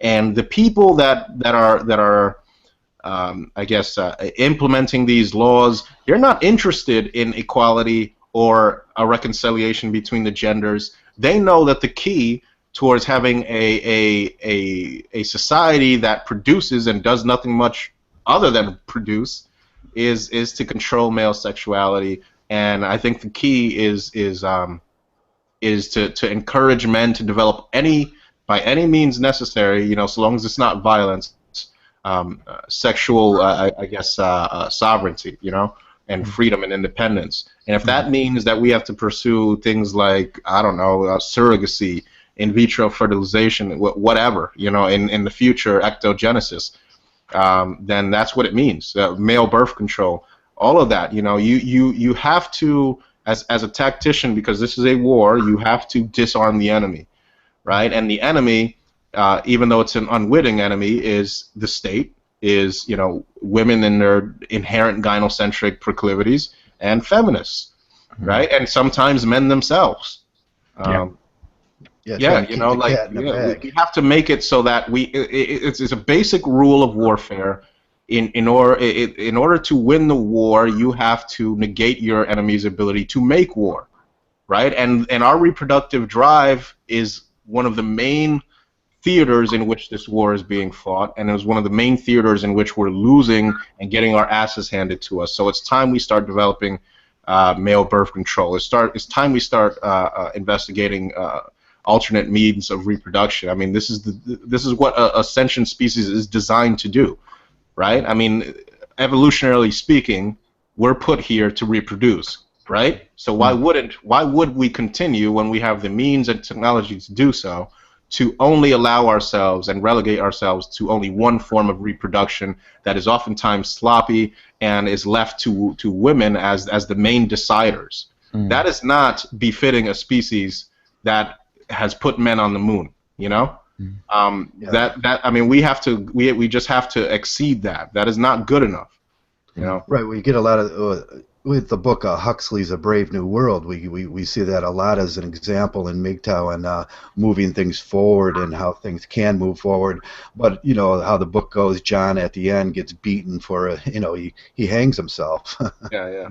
I remember. Well, look. They say that, and of course, the Brave New World, right? Huxley's Brave New World was dystopic. There was a lot of like shitty things about living in Huxley's world, right? Right. Where you are so like oversexed and oversatiated that you can't really contemplate anything past your primal, like, you know, sexual desires or whatever. But look at how the savages lived. Did you want to go back to the way the savages lived? Oh no. Yeah, that's going back to the 50s. Exactly. Like the traditional Islam. If you look at the Brave New World and compare the world of the savages in Huxley's Brave New World compared to the world of the I guess the general public, none of those look like good deals to me. No, they don't. I mean, I don't want to be living in some futuristic dystopia, but I don't want to be living like some primitive savage, you know, either. Yeah, it still ends up we hanging ourselves. Exactly. Yeah. Oh well, This is on when that you get hallucinogenics as part of the deal too, as well, in Huxley's book there. on that point, have you guys come across Turd Flinging Monkey's video about becoming transgender lesbians to trick the government into giving us all the? Have you guys come across that video? Oh, No, wasn't that a while back he put that out? Yeah, it was a while back, but at first, nobody took him seriously. But then people were saying, yeah, it just might work if we all just register ourselves with the government as transgender lesbians. Then a lot of this gynocentrism. I think as soon as people caught wind that heterosexual men that didn't have the mannerisms and behavior that our society associates with like gay or transgender or whatever it is, like men, yeah, they put a stop to that. Like, I just, yeah, it's good in theory, but it relies on the fact that the vast majority of men aren't going to be making this transition to like womanhood or in their mind, I guess. I'm still a little bit Well, confused as to like what exactly. I mean, I know a transvestite, the suffix like vest is talking about clothes, so that's somebody that clothes themselves as a woman who is a man. Yeah. But transgender, I'm a little bit confused. Transsexual, I mean, what are the actual definitions? So we know. yeah, what is that we're talking about. androgynous? Well, this issue came up because obviously that the old American athlete Bruce Jenner, he's just he's just had a possibility having a sex change, Yeah. and it's actually quite a joke because the fact is he was married to one of the most hypergamous women in in Hollywood, and obviously his daughters are obviously very gynocentric. Yeah. And I mean, it's a perfect outcome. I mean, there's this man. He's right in the middle of this gynocentric household, and he now wants to become a woman. I mean, there's no bigger advert for Mgtow than that, and it goes back to my point that at some point we need to stop shying away from defining Mgtow, because in my point of view, Mgtow is about returning to being what a man is, to being what most would perceive what a natural man is, rather than what we're artificially corralled into behaving in this some type of I think that I think what Mgtow is more so it's beginning to ask the question about what a man is, right? And sure, there's what a man is in the sense that we can go back and look through history and the Paleolithic and like whatever, right? We can look through anthropological records and determine what men generally tended to do for the vast majority of our history. But these men evolving, right? What would evolve to be humans eventually are very, very, very ancient ancestors. They had no idea what reproduction was. They had no idea what gynocentrism was. They were just kind of existing and trying to survive the best they can. But we are in a position now where we can now start asking ourselves, like, what is the intrinsic nature of male humanity, and start asking ourselves that question not only on the psychological but the evolutionary and the genetic level. What does it mean to be a man in terms of its scientific inquiry? What exactly is a man? I mean, that's the question that we're posing for the first time. And for the first time, we have the ability to pose that question. Granted, we have knowledge of the science of genetics and evolutionary psychology and all of this. Exactly. So this is the first time that we can even form the question properly. Exactly, and to have any sort of a meaningful development of that, we need to get together as men. So for these people to say Mgtow are men in their own island, that completely destroys the argument, because if we're to investigate and develop what it means to be a man and male nature, we need to get together as men. There's no way we can find that out as individuals. Well, who's gonna tell us? Women? Yeah, are we, The government. do we have to And it's undefine not easy. masculinity to define it, redefine it? Yeah. Well, like I said, I think it's not even possible to redefine it because we've never even defined it in the first place. Right, right. Excellent You know, point. this is the first time we can actually ask the question Exactly. properly. Yeah, exactly, man. Right on. Interesting. Interesting. Is that Niko I see there?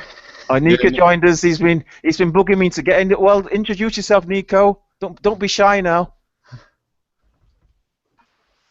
He's on mute. Niko, you're on mute. Yeah, I know. What do I have to say? Anything you want. I was trying to catch up with the conversation, guys. I wasn't really sure what you guys were talking about. Well, did you hear what we were talking about earlier?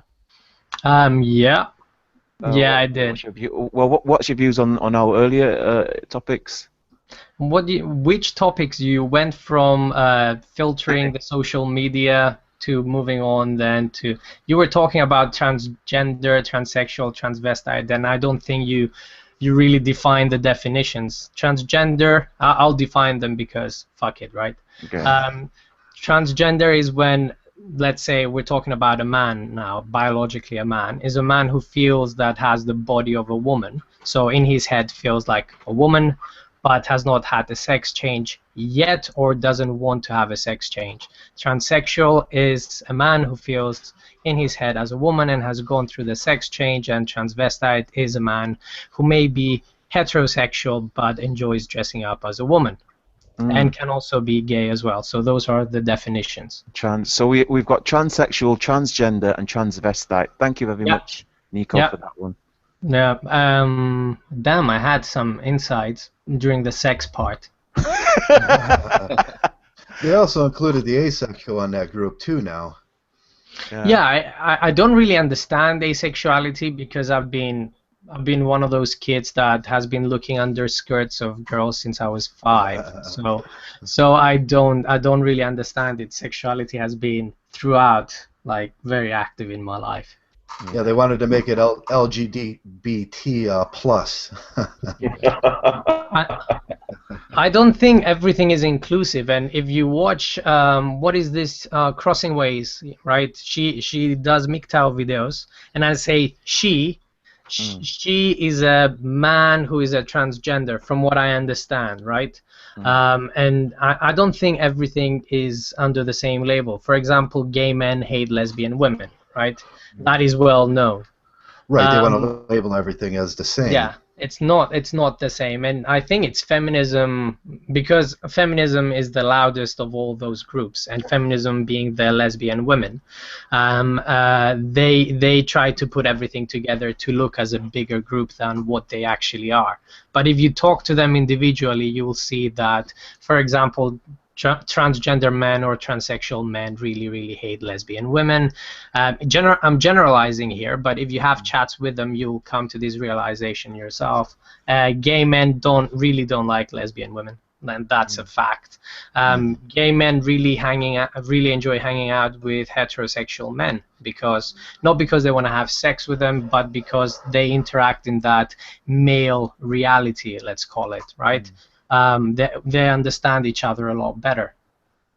Yeah, so not everything is under a label. Not everything under a label goes together. Then bringing up to our current topic, we were discussing what it is to be a man. You know, male nature, defining male nature. I mean, I know you've got something to say about that. Defining male nature. Zita said that it's never been defined, right? I believe men inherently know what being a man is. I do think that if you go back in time, in times where men were just doing things as they wanted to do things because there was no control, let's say, over society, men knew, and they were always this inquisitive animal that was just looking for things, making new things, and experimenting with everything. What was it? I'll give an extreme example. I think being a man is thinking about random shit that you want to figure out at any setting, right? And really living and letting yourself do whatever. It's all about freedom. That's what in my head is being a man. Freedom to act and do however you please to do. And I think the only real, let's say, free men that exist around us are probably sociopaths. Because they do whatever they please and however they want to. In the past, every man was allowed to do the same thing, but right now there is a lot of things and a lot of brainwashing going on. Social engineering, possibly. I mean, Yeah. what's interesting, because the very term, the nature of a man or the nature of something, it means that, you know, that thing, or he inherently knows what it is. So to have to define it or redefine it, I mean, that's surely a contradiction. Have you ever heard? Well, if you sit in a room with like guys, every guy will give you a different definition of what being a man is, right? And that's not because that guy does not know what being a man is. That's because for every man the definition differs. We agree on a lot of things like freedom, you know, the idea of masculinity and all those things, but even the idea of masculinity, not all men agree on. And no man will tell another man that you're not really a man for wanting to do something different. It's part of the inquisitive nature of a man. I think the only people who are really starting to define what a man is are women. And that's why we have all these fucked up definitions going on. Well, I think, Niko, could I just comment to that? Go for it, man. I think that, you know, the reason a lot of times that you get so many different answers, I don't know if maybe we could try an attempt to develop a unified field theory of masculinity, but I think the reason you get so many different answers is because, like you were, or at least I think this is what you're implying, what masculinity is trying to, in the end, is trying to decipher what reality is, you know, trying to understand your place in the universe, and thus every man, because they go through individual things that, you know, other men don't go through, will arrive at a different conclusion, but it's still derived from its attempt to understand reality and be as close to reality as possible. So, you know, maybe, perhaps you can get different conclusions spawned from the same quest for knowledge that I guess, you know, you can use to say this is manhood, a quest for knowledge and understanding, you know? Yeah, well, I completely agree with you with regards to this. I think what masculinity is, if you're gonna put it in 2 words, is no bullshit. That's what it is, right? Trying to live your life as completely bullshit free, trying to live it as truthfully as possible. Shed it all, you know, say things as they really are, and not try to, you know, create this reality which is false, you know, and just try to put some, like having a drink and putting umbrellas on it and just making it a bit more beautiful and more appealing to the eyes than what the drink actually is. Yeah, it's completely, I think masculinity in its essence is a no bullshit approach towards life. Yeah, I will agree with you on that. Well, in that case, if I can chase that thought up, if we can take that for granted, then surely the nature of women would be the opposite of the nature of man. So then why would any Mgtow be upset with the nature of women? Surely our anger and our disappointment and frustration should be focused elsewhere. If we take that for granted. I think it's because you need. We've been, well, let's say, post-feminism society, we've been told that we need to value every person's opinion equally, right? No matter how stupid the opinion. And I've been thinking that since I don't value every man's opinion the same way anyway, why should I value a woman's opinion the same way as well? And especially if you're having a logical conversation with a woman, you know it's just going to go completely into an emotional aspect that you're not going to escape from. Very few times you'll have a completely, absolutely logical conversation with a woman. Such is the nature of women.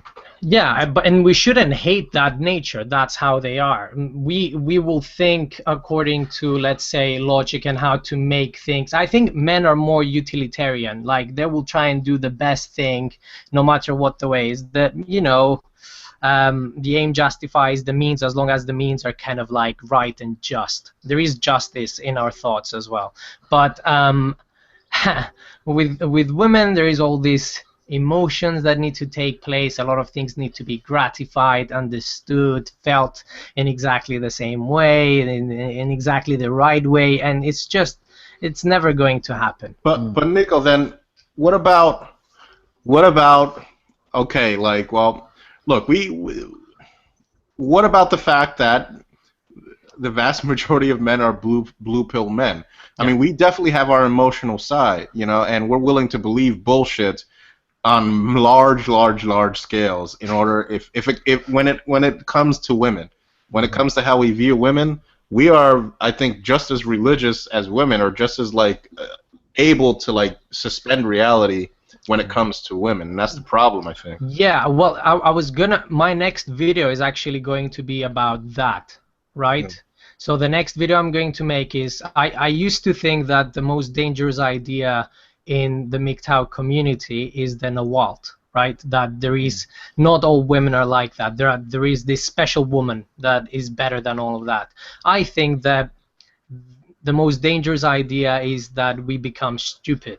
We become stupid in the face of a beautiful woman, and we stop listening to her, and we start, picking small things that we find in ourselves. For example, you see this hot woman, and you're like, oh, she's into comics, she's into anime, she's into all of these things, and just to put her up to your standards, we become stupid as a result of the beauty of a woman, and we stop listening, to our logic in our heads.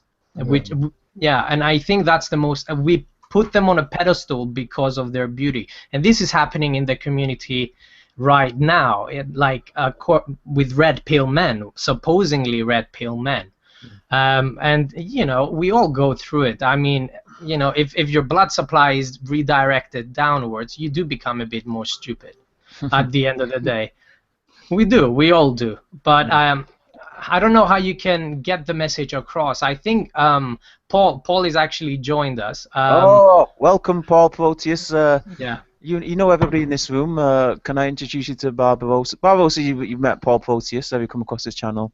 The name sounds very familiar. I mean, am I subscribed to you, Paul? I could, I don't believe that you are. But... Okay, I've heard of you. No, well, I've heard of you from somewhere. I just don't know where. Dick. That's what I love that video, man.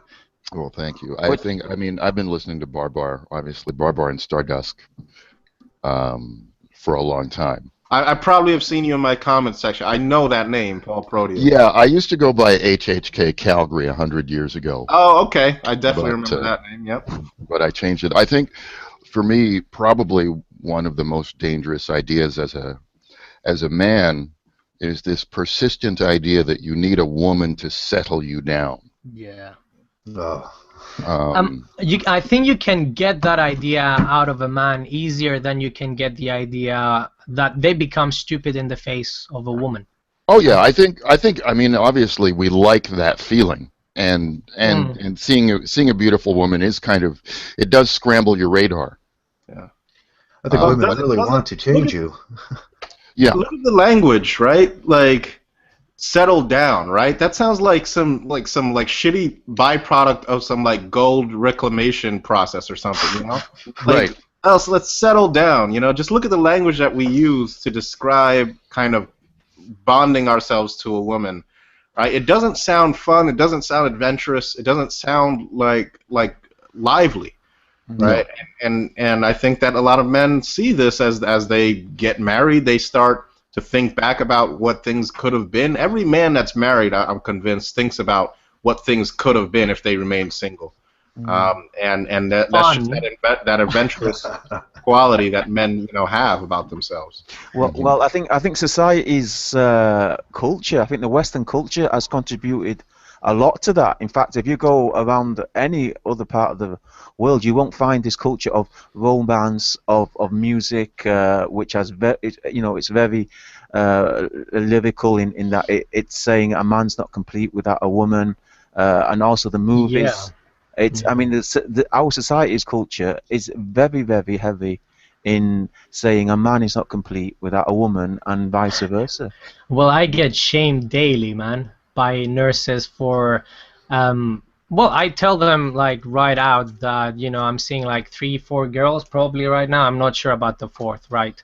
I say it outright. This is what I'm doing. I'm not planning to settle down, and my plan is when I turn 60 to try to pick up a 20-year-old without paying her, right? Yeah, yeah, and that angers them. That actually really, really angers them. Yeah. Sure, But you've just spoken one of their great fears, because it's one of the a man retains his reproductive viability for his entire life, which is, despite any kvetching a woman might have, it's something that women can't do. Yeah. Well, I think it goes deeper than that, right? I think that when you do that, Niko, when you tell people that, because I've seen men who shame like other men. So when are you going to tie the knot? I get shamed by men all the time, as well. I think that what you're doing is you're tapping in not only to like the fears of like women when you say that to them in terms of the wall, and they know that they're a decreasing commodity reproductively speaking, but you're tapping into a fear that takes place at the civilizational level, where people understand, well, there's always this problem, and I think that it's a problem that really hasn't been addressed too much in Mgtow, of how we're going to perpetuate our species. Right? I mean, civilization, you still need people to drive a civilization, right? So I think that people, when you tell them this, they're seeing you. It's almost like as though they believe that men in particular have a obligation to repopulate civilization before they die. I mean, if everyone lives life like me, and we have a social health care system exactly like that, there'll be lots of Nikos walking around and at the end of the day. So reproduction should not really be a problem. The problem is that they're settling and tying themselves down into this one woman and trapping themselves for the rest of their lives. Because even if that one marriage, because lots of my friends are actually getting married now, if that one marriage fails, you're essentially stuck with that woman for at least until you're 50, 55. Right. Yeah.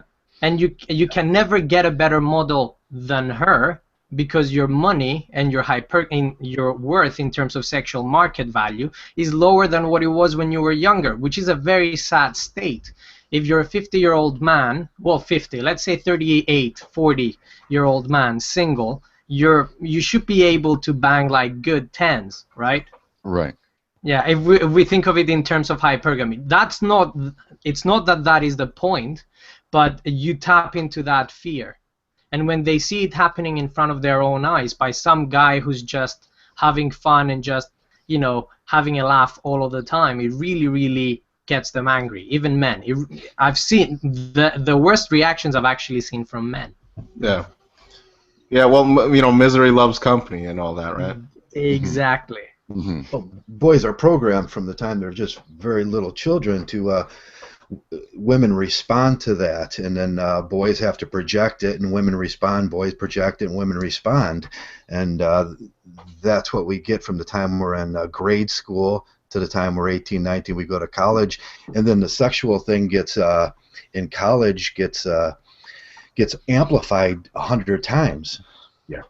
Yeah. Well, what we really have to do, I think, is I don't know if you guys remember this, but Stardust uploaded a video talking about Fisherian runaway, where this ancient species of elk developed antlers that were so huge that it went extinct because it needed too many nutrients to sustain those antlers, right?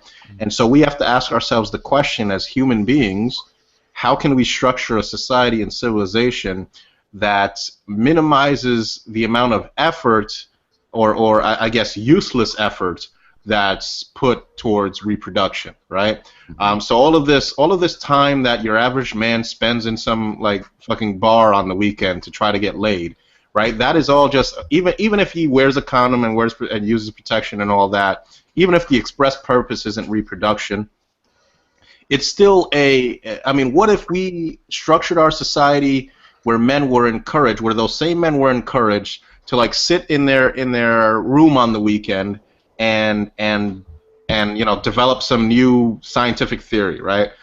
We are squandering so much male energy on the courtship process that it's a bit of like, I mean, it doesn't manifest in antlers or anything like that, but it's such a waste of male productivity and potential. And we have to start asking ourselves how we're going to rectify this, because it's just it's a huge waste of time and effort. Right? Well, yeah, go for it, Paul. Sorry, I interrupted. Sorry, I think one of the ways we do that is that we allow men to understand that they have value unto themselves. Mgtow heroes. Yeah.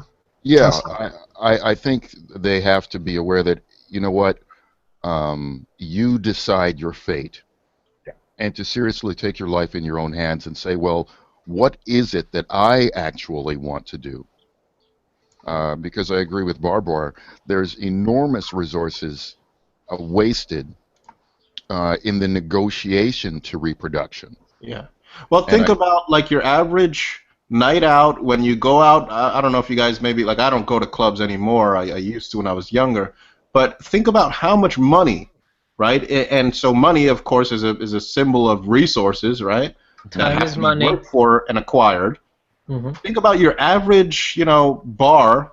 How much money is squandered there, with men trying to stick their dick in a vagina. And think about if that money or resources was instead diverted towards, I don't know, a new field of science, some kind of understanding that's going to benefit not just men but women as well. Like everybody's going to benefit from that. Exactly. Well, yeah, that's what used to happen, man. They used to pair bond people before they they made any decisions for themselves. That's what used to happen, and therefore, if that decision and time wasting to get to court a woman into sleeping with you and reproducing with you was just time that was given back to you, and then you just did whatever you did. And the woman was just home doing things. But that's the traditionalist point of view. I think you can do similar things today, even without the introduction of the artificial womb, let's say. I think you can have a rational discussion with a woman, make her sign a contract, and just inseminate her when the right time comes. And trust me, there'll be a lot of single, useless women when around the ages of 32, 33, 34. I wouldn't go above 35. The chances of Down syndrome and stuff increase. Yeah, we've seen this before with in one of your videos, Barbara, with the horticulture project. You were taking on different interests at that point and trying to develop. Those interests are still there. It's just they wouldn't get a lot of views and stuff. Yeah, so. They didn't get a lot of views. It wasn't as interesting as sex. Exactly, but like that's the thing. That's what I wish we would be moving forward to is.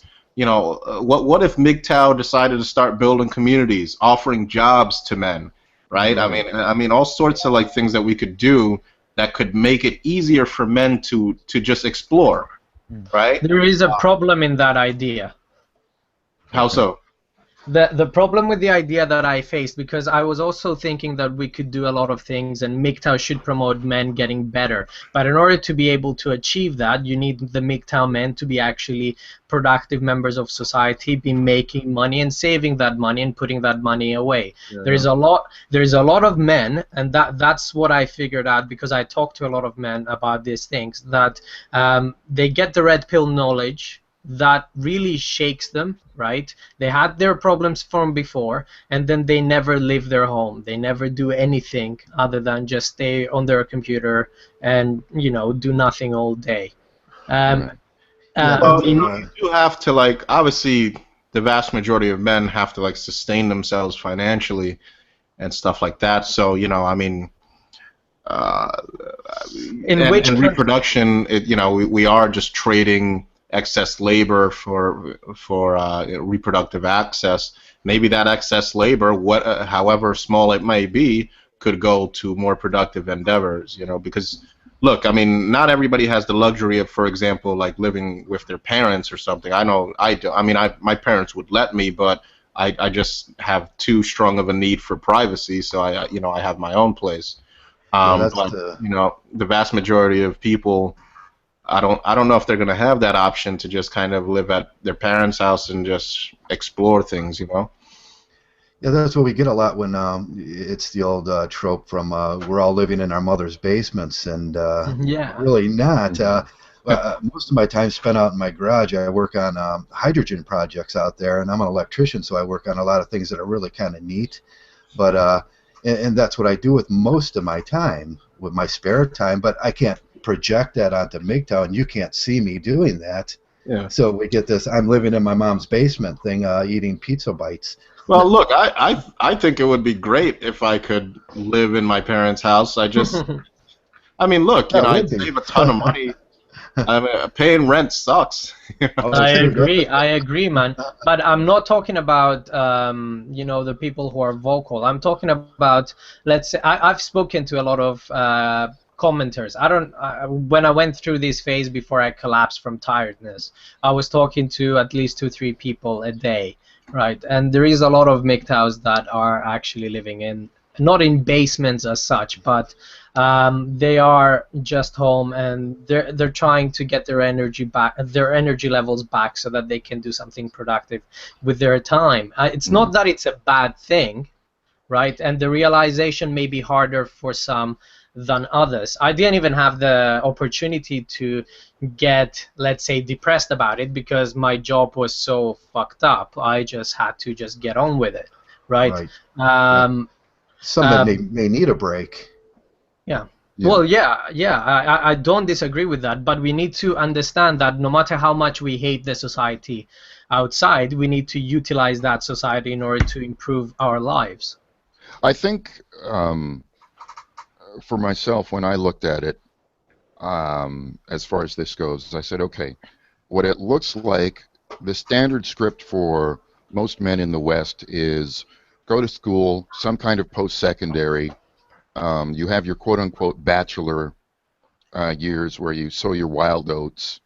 Then you meet a girl and you're either pressed into parenthood or coerced into a relationship. And, you know, then you buy the house, the car, you get the dog, etc., blah, blah, blah. And then if the divorce hits, you kind of go back to the bachelor days. And what I notice among some men in their 40s and 50s who've never gotten married is that they're almost stuck at this point of, they're almost in stasis. Like, because the woman didn't show up, because they never got married, they didn't get out of the adolescent bachelor phase. And I think that's largely because it didn't occur to them. Yeah. Well, right? The maturity phase, yeah. Right. Yeah, and there's so no safety net. Yeah, so I think for Mgtow, I think it is vitally important to work on those projects that are our own, no matter how pointless or ridiculous they may seem to others, so that it becomes evident to other men that, look, you don't have to spend 5 nights a week down at your weekend pub, your local pub, simply because you can't think of anything else to do. Yeah, that's where you see your worst examples of blue pill males in your pub, too. If you spend some time in there, you're going to see just the worst examples, men hanging out at the edge of the bar for years and years and years. I just did a video on that. Oh, God. Oh, it's depressing. I went back home for the summer, and not only was it the same guys standing in front of the same bar, I went in to say hello, and they were sitting in exactly the same seats. Exactly the same spots, right. Saying exactly the same things that they were back then. They never learned. Yeah, I can't tell you how depressing that was. Yeah. Really. Well, yeah, you know, I mean, marriage, like I said, it's settling down, right? And when you settle down, you don't really move much. And in those people's cases, I don't know if they moved out of their chairs the however many years you were gone. It's like, that is not the way the male is designed to live. No. Yeah, you know what? You guys are touching in what Stardust mentioned in his last video, and I think Barbar watched his last video. Have you all guys watched it? The blotting out the sun video? Yes. Oh, yes. Yeah. That I think what we're talking about is maybe when you get married, maybe when you get into a long-term relationship, your energy is focused, right? That's why you see married men maybe being a bit more mature. Their lives are miserable, but at least their energy is focused towards doing something and then providing for the family, right? Because there is a goal there. If you're single and none of your projects may have never amounted to anything, because let's face it, the majority of projects or whatever you're doing will amount to nothing, then you just give up after a certain period of time, and then you have nothing left to do. And that's what we need to avoid. That's what we need to, we need to do something. We need to always find something new to do. I tried not to stay still, but at the end of the day, I don't know if I can talk. I'm like 28. I don't know if I can talk about this. Yeah, absolutely, you can. Isn't this a good example of giving ex-married men or even some married men a safe landing space in Mgtow? Yeah. Yeah. But what else do they do? Let's say they what come else on. do they do? Yeah, you need something else to do. You need to focus your energy. I think of men like dogs. If you have a dog and you don't take the dog for a walk, and I'm sorry for characterizing men as dogs here, but let's just continue with what I'm saying. Yeah. If you don't take the dog for a walk or keep the dog active in order to do something, you just get frustrated, angry. You rip everything apart. And then in the end you might become depressed and not see not find the reason to live, and it is that you have inbuilt more energy than what a woman does. Yeah, absolutely. Well, I think that a lot of Mgtow. I think what a lot of Mgtow are doing is they're focusing their energy on things that they find, like for example, they travel, right? So you do your job, right, and you take care of yourself or whatever, but yeah, in the meantime, I think they're replacing that deep need that we have for like female companionship with things that they find enjoyable, and I think they discover after a while that they don't really need that hole to be filled as much as they thought they did if they have other things going on in their life, like if they have the disposable income to go out and go to, like, I don't know, New Zealand or something for a vacation, or Hawaii or whatever. I mean, that's a good way to live, and you end up meeting women anyway throughout your travels when you're actually going and traveling the world. I mean, these days, within the past like 5 years since I've gone Mgtow, every woman that I've met has been just through other things that I was doing that I just happened to like. Another woman would be there, and I would talk to her, get to know her, and then something would develop out of that. I don't go looking for women ever. So it's like, it's. I think that if more men pursued that type of lifestyle, first off, women would just naturally come. I mean, I think at least that's been my experience, and you'd be doing what you wanted. So if they didn't come, at least you'd be having fun. Oh yeah. Yeah. Right, that's important. Oh man, can I ask a completely different question? Sure. Of course. Because I made a video about this, and I want to get all of you guys 2 cents about it, right? Because none of you guys ever comment. Fuck you guys. Anyway, so let's. Anyway, sorry. What about men who may not be either interested in women, right? Because you're saying, that might be one area that you might want to pursue, or men who are virgins and are scared to approach women. Because I've made a video about virginity. The recent video that I made was about virginity, male virginity, not female. What do you think about that? Come on. It's two opposite ends of the spectrum, and we most of us fall somewhere in between. Well, I think I'm on the extreme end. Trust me. Yeah, well, there's very few virgin. I think there's very few virgin males left out there, and that would be Winninger's bar of the total prostitute and the total mother. Wouldn't it be the same thing in reverse for a male? I think there is very few female virgins left. I don't think there is very few male virgins left. I think there is a lot of male virgins left, because hypergamy is going rampant now, which means I think that let's say 80% of the women are sleeping with, let's say, 30-40% of the men, right? You might get a bit on the side if you're not reaching their, let's say, standards, whatever the fuck their standards are, right? But there is a lot of men who are virgins nowadays. but they're too scared to talk about it because sex just comes easy for the other guys, and you do get shamed still about it. Yeah, that's where the PUA comes in. It's very important that the men get taught these things as PUAs, and then maybe they can move into Mgtow or move into the MRA and start thinking about themselves as human and having some personality or some kind of what's masculine for them. What do you think? Well, let's see it differently. What about if you reach the manosphere, Mgtow first, which is what we are all trying to do? Yeah. I think if you reach the manosphere, Mgtow first, your dreams and hopes of fucking a woman or ever wanting to sleep with a woman just come crashing down. Yeah, if that's your reality, that if you're TLF, if that's your reality, then we can assist that way too. On my page, I assist in that way. We're not going to exclude these men. It's not going to become exclusive. No, I think if you're a male virgin, first of all, it's nothing to be ashamed of. No, it's not. No. Having sex for the first time and all of the things that lead up to that, they are stressful. It can be confusing. Never mind, just the sheer, I don't think about it now, but I try to remember the sheer pressure of approaching a woman. Never mind actually getting to the sex. It is hard, and especially if you're younger, there are a lot of guys who are talking bullshit.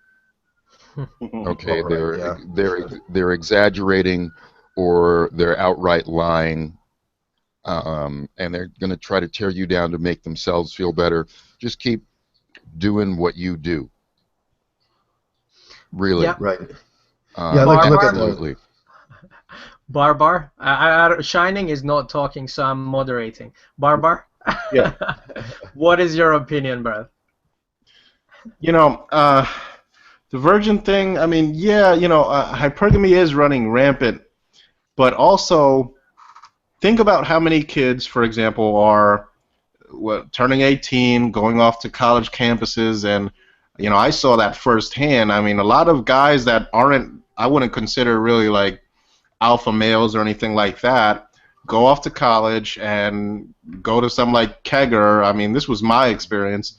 Go to some kegger, and there's like women that if you're there at the right time, I mean, you're getting laid, and these aren't, top of the line, I guess, men with welfare status. These are in fact, these are men at the point where their status is the lowest, 18, 20, 19, 20-year-old guys that might not have too much experience with women, and so long, there's all sorts of universities where millions of kids go every year to go get laid, and so I don't know if how about the romanticism? You see it's because I talk to these people. I think cheap sex for these people would be cheap. You see, like if a woman just stretches her legs open, moves her panties on her side, just spreads her pussy right out in front of them, they wouldn't have sex. Well, yeah, I mean, yeah, I see your point, I've done that before. But I was just referring to like the when you said that that there's a lot of, or that there's a lot of still a lot of male virgins out there. I think certainly with hypergamy running rampant, you're going to have more, and this is always going to be the case, but you're going to have more male versions than female versions, of course. But there's just a lot of fucking going down on college campuses these days. So, maybe that has a counterbalancing effect. Yeah, that would be the saturation of romanticism in our society from the early 1700s, and then it worked up to chivalry and that seems to be a lot of the problem, is the saturation of romanticism in arts, in culture, in movies, everything we look at. We get saturated with this romantic idea, and well, look at I think we talked about in the last talk. We talked about the romance covers, right?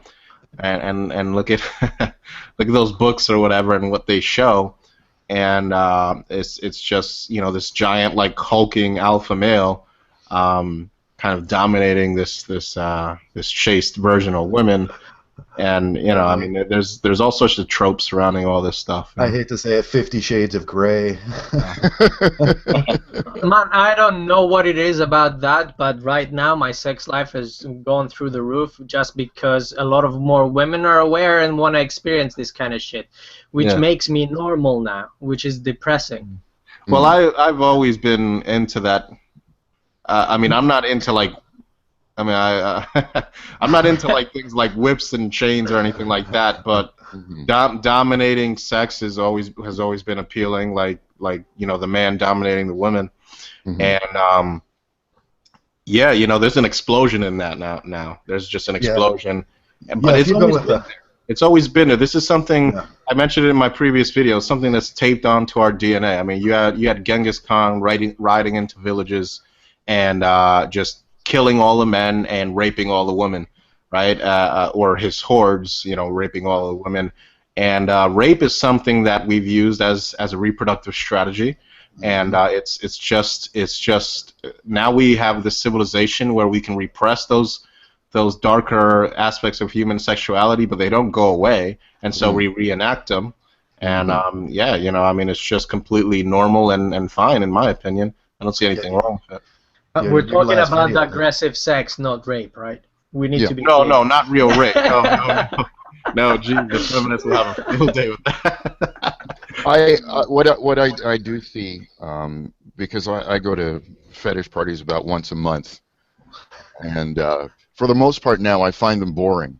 I used to think they were a lot of fun and a lot of dress up and exciting and whatnot, but I see the whole kind of a lot of BDSM kind of polyamory talk, etc., etc. Yeah.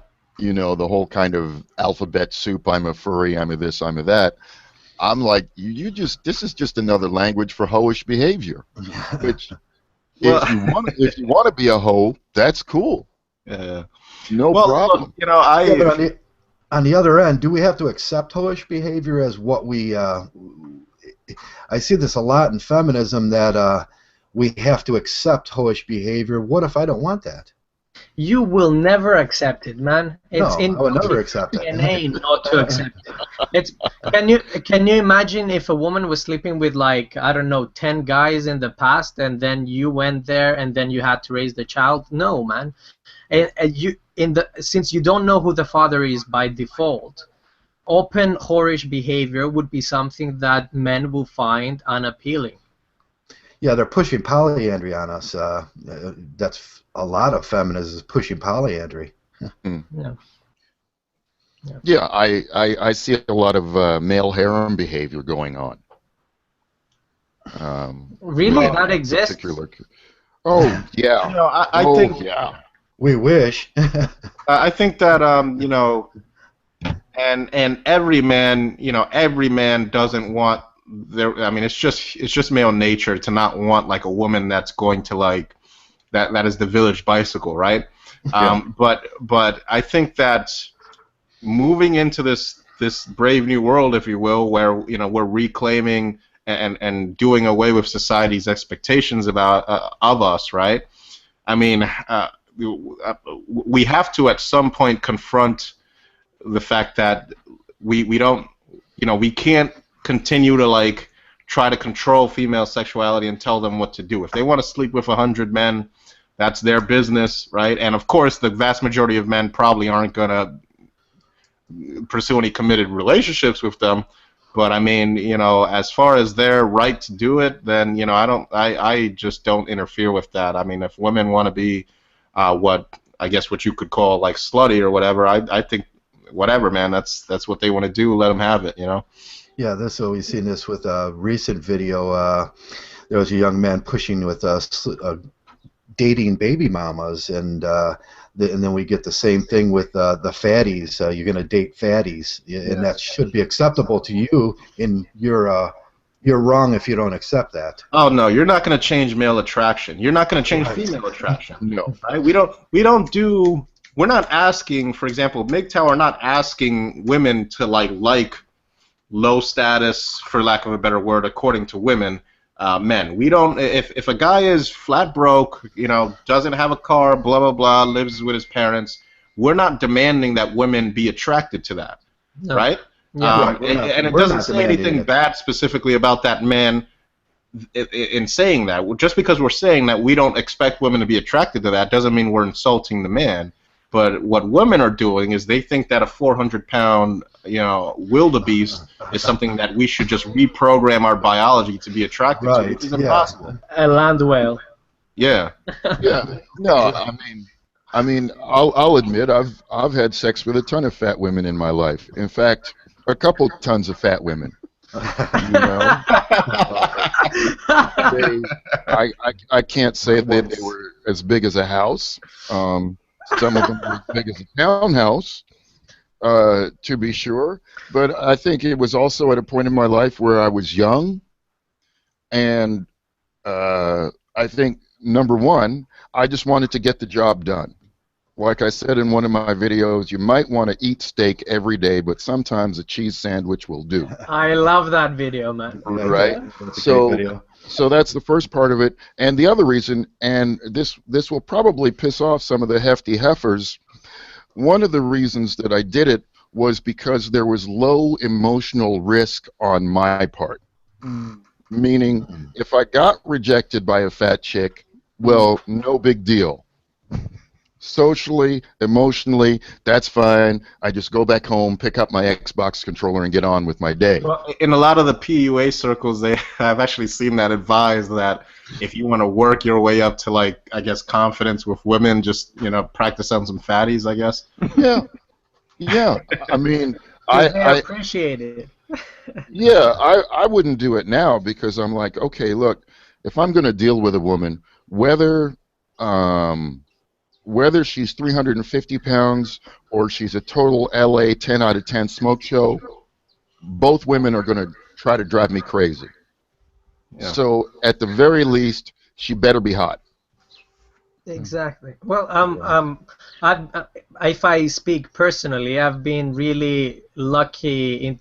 I've slept with, like, let's say, sixes and stuff like that, but I've never been to women that I would never look at the end of the day. But that's because I've been lucky not to look good, but I've been lucky. The first girl that I slept with was fairly attractive, so I was like, oh, I can get this kind of girl. So I've worked my way up since. And I don't know, man. I guess if you find that woman attractive, if you can get your dick to work and you want to, just get the job done, there's nothing wrong with that. I think the worst thing possible is to over fantasize about that goddess, let's say, that magnificent woman with the right ass, the right boobs, the right, tiny waist and all those shit. Because when you do that, when you do come across that woman, then you don't listen to reason, you don't see how she is as a person, and then you do fall under her spell. Like, I have to wake myself up a lot of the times when I'm under a woman's spell. Like, I can feel myself being under the spell. I ejaculate and I'm like, what the fuck did I do? Right? Oh, yeah. It's not just me, I think. A lot of us have that. And I don't know how to get rid of that. Yeah, that's the danger zone. That's the danger zone that most blue pill male fall in. They fall under the spell, and then it's from there to the house, the lawn, the the new job, and providing protector and all that, and then that's where it starts right there with the addiction. And I think that's biology, Yeah. right? I think that's just Mother Nature saying, I need to turn this guy's brain sideways long enough for him to get the job done, for her to get pregnant, and then sort out the details later. How long does a spell last? In my experience, a year, I would say. chemically, max. yeah, that's chemically 6 months. They say 6 Yeah. months before the chemicals are out of your brain, and Yeah. there's a lot Well, that goes to that. I think it's not just. I think there's an initial phase, right, of, I guess, like, hormonal saturation. But then we've all heard of things like the 7-year itch, generally that women get as well. I think that that attraction is peeled off like layers in an onion, and eventually you get towards like zero attraction, but there's phases of it, layers of it, where there's the initial romantic attraction that's like crazy and intense, but then there's the feelings of like closeness and love that eventually fade away as well, and that takes sometimes years. Yeah, unless you build something in the intervening years after that initial attraction, there is nothing to sustain it in the long term. And that initial attraction is so strong that sometimes I would love to sit women down and say, how did you manage to fuck up one of the strongest drives that a man has? Like the fact that men are actually saying, I'm out, I'm done, I'm finished. Well, they didn't fuck it up. They didn't fuck up. They just got a little too good at exploiting it. Yes, they did. Yeah, you're right, guys. And what was that? I think of it like, God, I had this relationship. My ex, man, she was absolutely beautiful, right? Beautiful, man. I used to tell her I want to park my car in your driveway all the fucking time, right? It was that good. But then it just goes away gradually, and in the end. Sorry, guys, it's so annoying. I have to have my phone on. It's really annoying. Sorry. It's all right. And then it just goes away gradually, and in the end, you just don't want to have anything to do with them. Like I was telling this to some guys. Like I would look at the picture of this woman, and I would get turned on, and I would have that woman next to me, and I wouldn't get turned on. Oh, dude, absolutely true. Mm-hmm. Absolutely true. I mean, I had an ex-girlfriend that like literally could have been a model, and mine is. Yeah, and then somehow, some way, what's that phrase? Like every woman with the world stuck to her has a man that's tired of fucking her or something. Yeah. You know? Something along those lines. Even like seriously attractive women, you get tired of them unless they have some kind of other redeeming characteristics. You know, and that's very real. That's very true. Yeah, Niko just gave a great example of that in his last video, how he had his first girlfriend, and then he had a bad breakup. His second girlfriend, he had a bad breakup. But the last breakup was a good breakup where he landed on mutual terms, and I think it was Niko's last video. And we learn, and these things don't control us much more.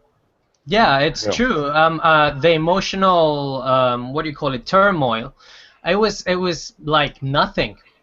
I still had questions. I'm like, I'm so good. I get these women. Why the fuck am I not able to want to keep fucking them? What is wrong with me? And I thought there was something wrong with me.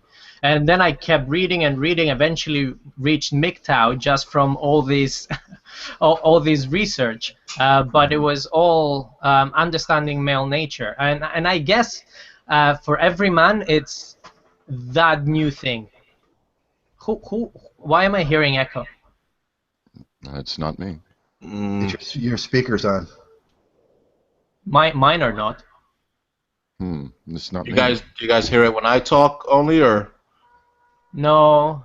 How about mine? Is my echo? Mine's echoing. No. Well, we can try muting each one and speaking. Whenever we're not speaking, we can mute, and we can after a while we'll see who's echoing. Yeah. All right, I'm Canadian, so I'll apologize even if it's not me. All right, guys, I'm gonna mute right now. All right, I'm going out. Oh, I should give a lecture right now. It's an opportunity. Yeah. Well, if you guys are not hearing any echo now. Hello? How's mine? I didn't hear any echo with. So it could be Barbars, and you want to try speaking Proteus? Is it mine? This is a test. 1, 2, Alpha, Bravo, Charlie, Delta, Echo, Foxtrot. Oh, it's Mr. Hello, Barbarossa. hello. Yeah, it is Mr. Barbarossa. You see? Oh shit, it's me, isn't it? That's okay. It's not too bad. Well, you know, I mean, maybe I'll just, because I actually wanted to, there's this new place, whatever, it's like a wildlife refuge or something that I'm gonna go to later. So maybe like we'll wrap it up in 10 minutes so people don't have to hear my echoey ass like microphone. Man, you can go. We'll stick around. Yeah, yeah. You can go and come back. You can make it this wildlife thing. No, I have to say it's an absolute pleasure to be able to talk to you, Barbar, for a little bit. I have to tell you, a couple years ago, I guess when I was going through my awakening, I would just sit and listen to you and Stardust. Well, you know, luckily there's new guys on the scene now. You know, it was a little lonely back then, but now I got people I can talk to, so I'm happy. You know. Well, I'm glad. You know. All right, dudes. I'm gonna get out of here. Don't All go, right. man. Don't go. I'll miss you. Yeah, stick around, Barbarossa. Take care, Barbara. Well, we'll try to turn this into a regular thing, hopefully. Sounds Indeed. good. That's excellent. All right, guys. Take it easy. Take care. Don't be a stranger now. It's definitely Barbarossa, man. It's definitely Barbarossa with the echo. We need to teach him these things. Yeah, we need to give him some technical lessons. I thought it was me. This is my first video, so I thought it was me. God, I was almost ashamed. Paul, man, oh man. You know what I was going to say? I think the best way to wake up blue-pilled men into like a red-pill understanding is through humor. Everyone laughs at stand-up comedians who are basically saying red pill shit all of the time, right? Bill Burr, for example. Yeah. And when I show people your video, right, Paul, that video that I love so much, none of them ever has anything to say against it. And you're speaking exactly the same things that we're saying, but you're just saying it in a humorous way. Well, I guess I've been being funny for a long time, if you will, and I actually did that first funny video, Why You Can't Find a Man, as a favor to a friend of mine, because she sent a message to me on Facebook, and you know, I said a bunch of things in that video, but I didn't actually tell her the truth, which was basically just that, you know, she went from elegant to elephant in the years. That was an interesting transition you made there, Paul. From H.H. Calgary to Paul Proteus. To Paul Proteus. What happened? Yeah, what happened at that point? You know what? I didn't think anybody would notice, honest to God, but I guess it confused a lot of people who suddenly went, who the hell is Paul Proteus? It's just I created that channel because I used to do hip-hop karaoke. Yeah, you were doing... You were doing the great voiceover voice and that, and then all of a sudden there was a Paul Proteus, which was humorous, and it was a great transition. And well, I was really trying to find my voice, and a lot of us are really serious with our Mgtow content, and it occurred to me that when you're funny, people's defenses kind of come down. Yeah. Women don't understand that either. Irony, humor. And, no. Women do not understand irony and humor.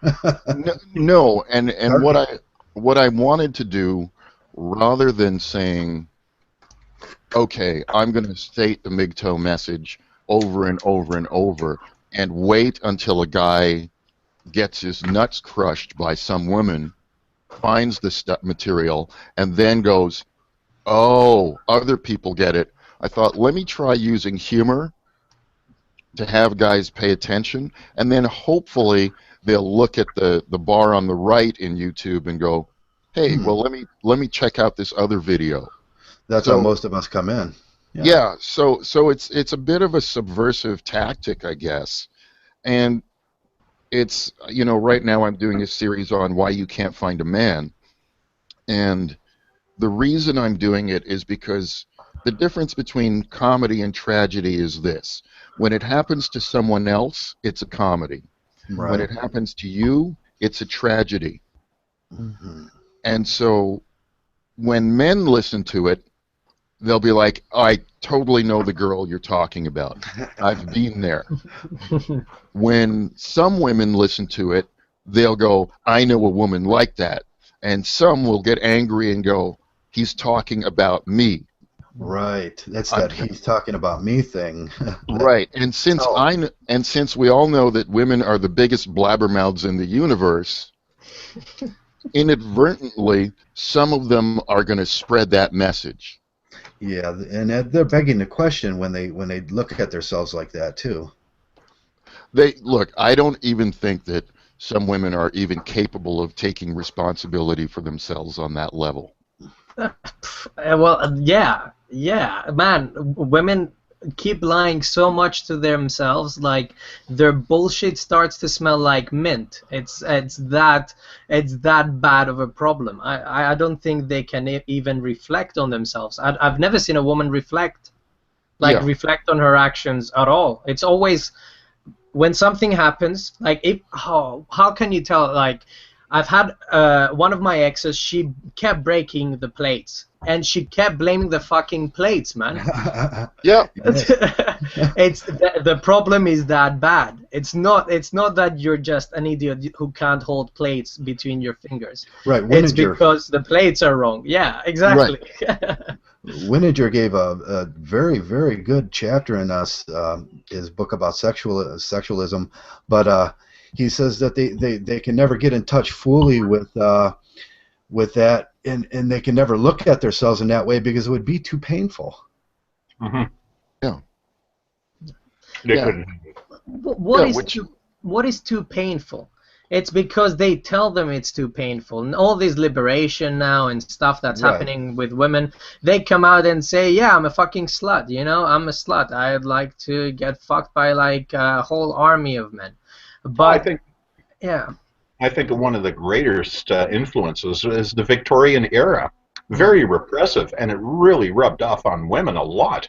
I mean, I live in what I term a colonial Victorian society, man, and there's still a lot of repression going on. I mean, you know, I walk outside, I dare not look at a woman in the eye because of that bullshit. You're looking at the wrong eyes. Huh. I think it has a lot to do with them internalizing it. Mm-hmm. Oh, man. A lot of them have internalized it, and I don't think they understand the effect on men. Because tactically, I think men are in a state of withdrawal. Yeah. Yeah. But before you fight the battle, you have to coalesce your forces, and I think what we're seeing now is a coalescing. And the battle, I guess, is happening in different ways. The weakest front right now is the men's rights movement. Yeah. They don't understand that women have a monopoly on reproduction. They have a monopoly on the courts. Feminism is the standard now, and they go begging, cap in hand, would you please change the laws? Nobody is going to give up power under those circumstances. Yeah, they're not going to give back their goodies. Nobody's going to do that. It's a lost battle. Only men do that kind of thing, man. Oh, look at who's in. Oh, my main man. Yeah. Hi guys, I got a little time. Sorry about that. I'm so fucking busy. What's going on? Hello, That you were having sex. Yeah, having sex with my work, then yeah, basically, yeah, essentially. Well, if you just put the pages just right. Dude, you know, if I could 3D print a vagina, maybe I could try that, you know. That night, do you know everybody in the room? Have you met everybody here? I've never met Paul Proteus, but I know your channel, man. So Hey, man, I like your work. Thank you. I feel like I've met you. So. Yeah, it's weird to talk to voices that only usually go one way. Well, mine is not the same. Yeah, my voice is it sounds a little weird when I'm not recording, I guess. So. Oh, you don't all that. No, you look exactly like your avatar would sound. No, I am Ben Affleck. Yeah, that's essentially. My condolences. Well, that night you just missed. Well, we were We were just talking about you, Dark Knight. We were just bringing up the scientific. Niko was just mentioning you to Barbarossa. We were I just like to talking- advertise. Damn it! I keep missing Barbarossa. Fuck. It's destiny. Yeah, you Not meant missed to be- We actually told him you preferred your work over him. I don't think it didn't. I don't think it Yeah. went down very well. Man. It's actually funny you say that. I pretty much every woman has pretty much realized that I preferred my work over her. So yeah, that would be pretty accurate. Yeah. Well, who could blame you for that, though? But in terms of him wanting some type of Mgtow science fundraiser, I think that's fucking awesome. Because honestly, if a biomedical company knows that millions of men want a certain product, they could care less what the NIH wants because they don't have to follow the NIH guidelines. Right. So if men want a certain product and there's a big need for it, biomedical companies are whores like everybody else. Of course. They'll make a product as long as it sells. What, Yeah, are we we see that talking, with the what magic. product are we talking about here? Well, so the NIH just put it pretty much said that they won't fund research that involves genome editing for fetuses. And genome editing is a technology that can not only help fetuses, but it can also help people. But that's a technology that can and should be used in artificial wombs for artificial wombs for basically editing a child. Now, should there be regulations on the technology? Absolutely. But for people with certain diseases or fetuses that might have certain diseases such as autism or Down syndrome, the NIH has pretty much put a nail on the coffin and said they won't fund it. And they've also said that they will not pretty much fund artificial womb technology. Because it's unnatural and ungodly. Yeah, something like that. And I was like, uh-huh. And so us basically, gene therapy is unnatural and ungodly, quote unquote. Clothes are fucking man, Jesus. If we wanted to just be all natural, we should just all be walking naked. It would definitely make the sex a lot easier. But yeah, it's stupid because everything that humanity has done so far has been modification of genomes all throughout time. We just have the ability to do it a lot faster now. Yeah. Yeah. Well, ideally, the Mgtow community, if ever it managed to rise above its current state, there's two of me. One will go away soon. it would sort of go into that study by themselves. I mean, Barbara also mentioned earlier that perhaps we might come to a stage where Mgtow are self-sufficient. We can give each other work and we can fund ourselves, and we'll be so organized that any field of study or any field of development we could pretty much take on ourselves. Yeah, it's funny you say that. I mean, I talked with my mom about it yesterday, and she saw and she was furious because my grandmother has Parkinson's. I'll be doing research into Parkinson's. And my angle is going to be genome editing, and she said basically, she's like, you got to find alternate forms of funding. You got to find people that are just willing to give you money, and that will just allow you to research however you want. And so that would be, yeah, I think that'd be great if Mgtow could say, we want this direction, and let's throw money at it, and not have all the red tape of society and regulations telling us what we can and can't do. I mean, that includes male birth control, because feminists are trying to block that right now too. Honestly. Yeah, I think that's a good idea. I know I Am Serious has talked about the development of the birth control pill in Indonesia. I'm still waiting for him to get back. He was going to go and visit this guy, and I asked him, Dark Knight, I asked him to get research back. So that we can cast an eye, at least the two of us. I don't know, do we have any other sciencey guys rocking about? As far as I know, not as far as I know. I mean, no one contacted me in my videos that said, hey, I'm into science too. Unless you guys know of anyone else. I'm sure there's some out there. Sure, they just might not be vocal. Well, if there is some out there, just send me a message. Actually, I'm busy. Dark Knight is not doing very much right now, so message Dark Knight. His email address and phone number is as follows. Yeah, exactly. I'll put the phone number and everything in the description. All right. So what does Barbo want to see going? He clearly wants some type of active Mgtows going forward? What were his ideas? Yeah. You know, how to get us organized, if you will. Well, you know, if some of your channels are getting 10, 20, 30, 40, you know, even 100,000 subscribers, that's a big, huge resource there.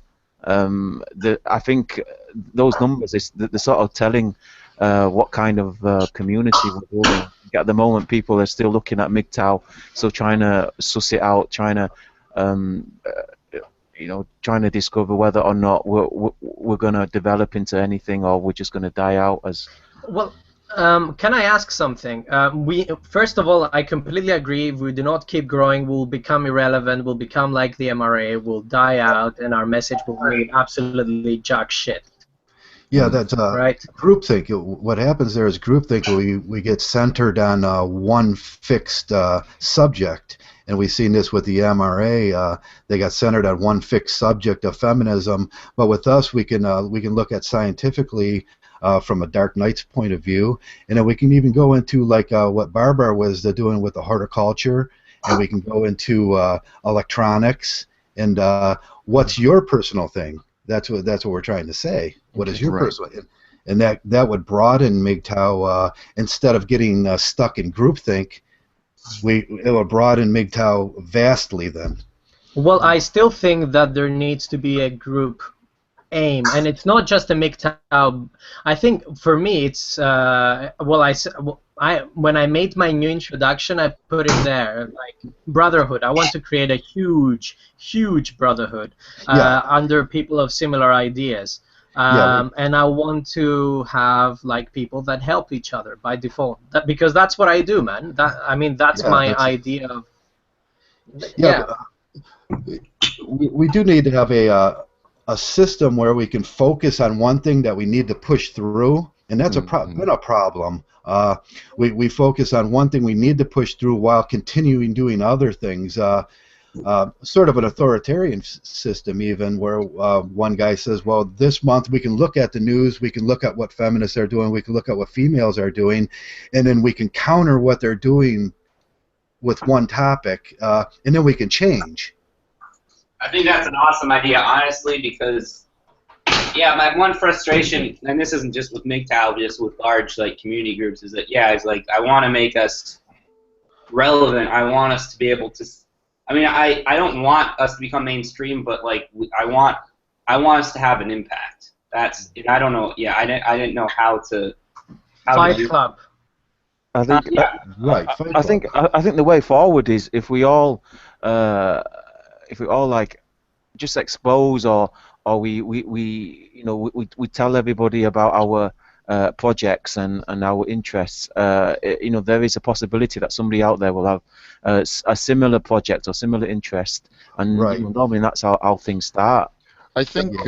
Well, I think we shouldn't expose here.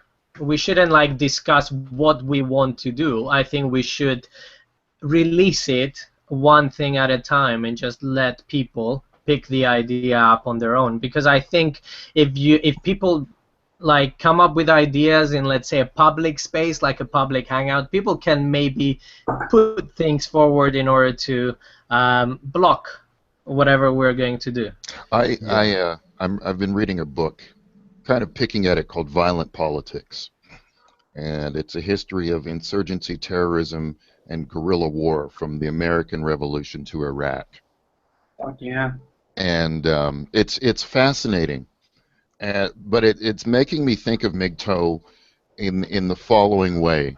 I know there's a desire to kind of form a large group, but right now I'm kind of looking at for example, let's think about how America lost the Vietnam War. One of the ways America lost the Vietnam War was that they used the idea of large-scale troop movements, which was World War II, against a guerrilla enemy that was using run and gun, busted up into squads. Yeah. So America couldn't fight the fight that they wanted to. Right. Yeah. I think men are excellent at forming squads. Yeah. Right, subgroups. At subgroups. And I think that this is why we've managed to stay under feminism's radar, and it's also what's going to make us difficult to fight. So, yeah, it's actually funny you say that. I mean, Navy SEALs do. My half of my family is really military. Navy SEAls do squads of 4. Right. That's the most effective number they found. Not 3, not 4, or not 5, not 7, not 8. 4. Right. Right. So to me, I think in terms of Mgtow, it's small squad incursion. You come together to do a particular job. You get in, you get out, and you move on to the next thing. So what are you suggesting? Well, for example, I Am Serious is going to go meet the doctor that's working on the male birth control pill. I think that this is crucial for men, and that, for example, the men's rights guys, if it got developed, they would be lobbying to get the pill in North America. I say no. If that happens, what you do is you have men go to Indonesia and bring back the pill. Yep. Right. Yep. Online. Yeah, it's actually funny. Yeah, I mean, like, fuck the system because you'll. Yeah. Take it a step further. Yeah. Sorry, if I may, just to supplement that. Actually, the plant, the Agenda Rusa plant, is the one that's responsible for the male birth control. Yeah. I and I had a discussion about that, about actually getting the seeds and getting guys to grow it themselves, kind of like a pot grow yourself, like a pot grow up almost. Yeah, I've been looking for it in my neck of the woods, and I had I happen to live in a Chinatown, and so I had somebody who was shocked that I had the Chinese characters for it. Yeah. And they said, okay, well, I'm gonna try to get my hands on it. But my point is, we don't wait to negotiate with the society at large and say, can we please bring this into North America? Yeah, we have to provide a market. Well, can we at least wait to see whether this thing works and whether it will kill you or not? Yeah, I'm not a fan of bringing in the tea because we don't know what it does. Yeah, exactly. But if the Indonesian pill passes, I would be willing to say, all right, I want to get my hands on this. I could do simple tests on rats on the down low to just, feed it to them. Feed it to them, then look at their, see if they can, then put them in females for the next, months, see if they can impregnate or not with different doses. Man, if it's harmless, I bet we could get like, let's say 40 men. Give them if it doesn't kill you, if we have the evidence for that, we can get 30, 40 men, right, to ejaculate in a pot, all of them together, and then we throw an egg in, and then at the end we just check to see if the egg is actually fertilized. If the egg is not fertilized like that, there's no fucking chance it doesn't work. It's actually, and the good point is if Paul Purdy, like the idea you're saying, getting it in and just saying fuck the system.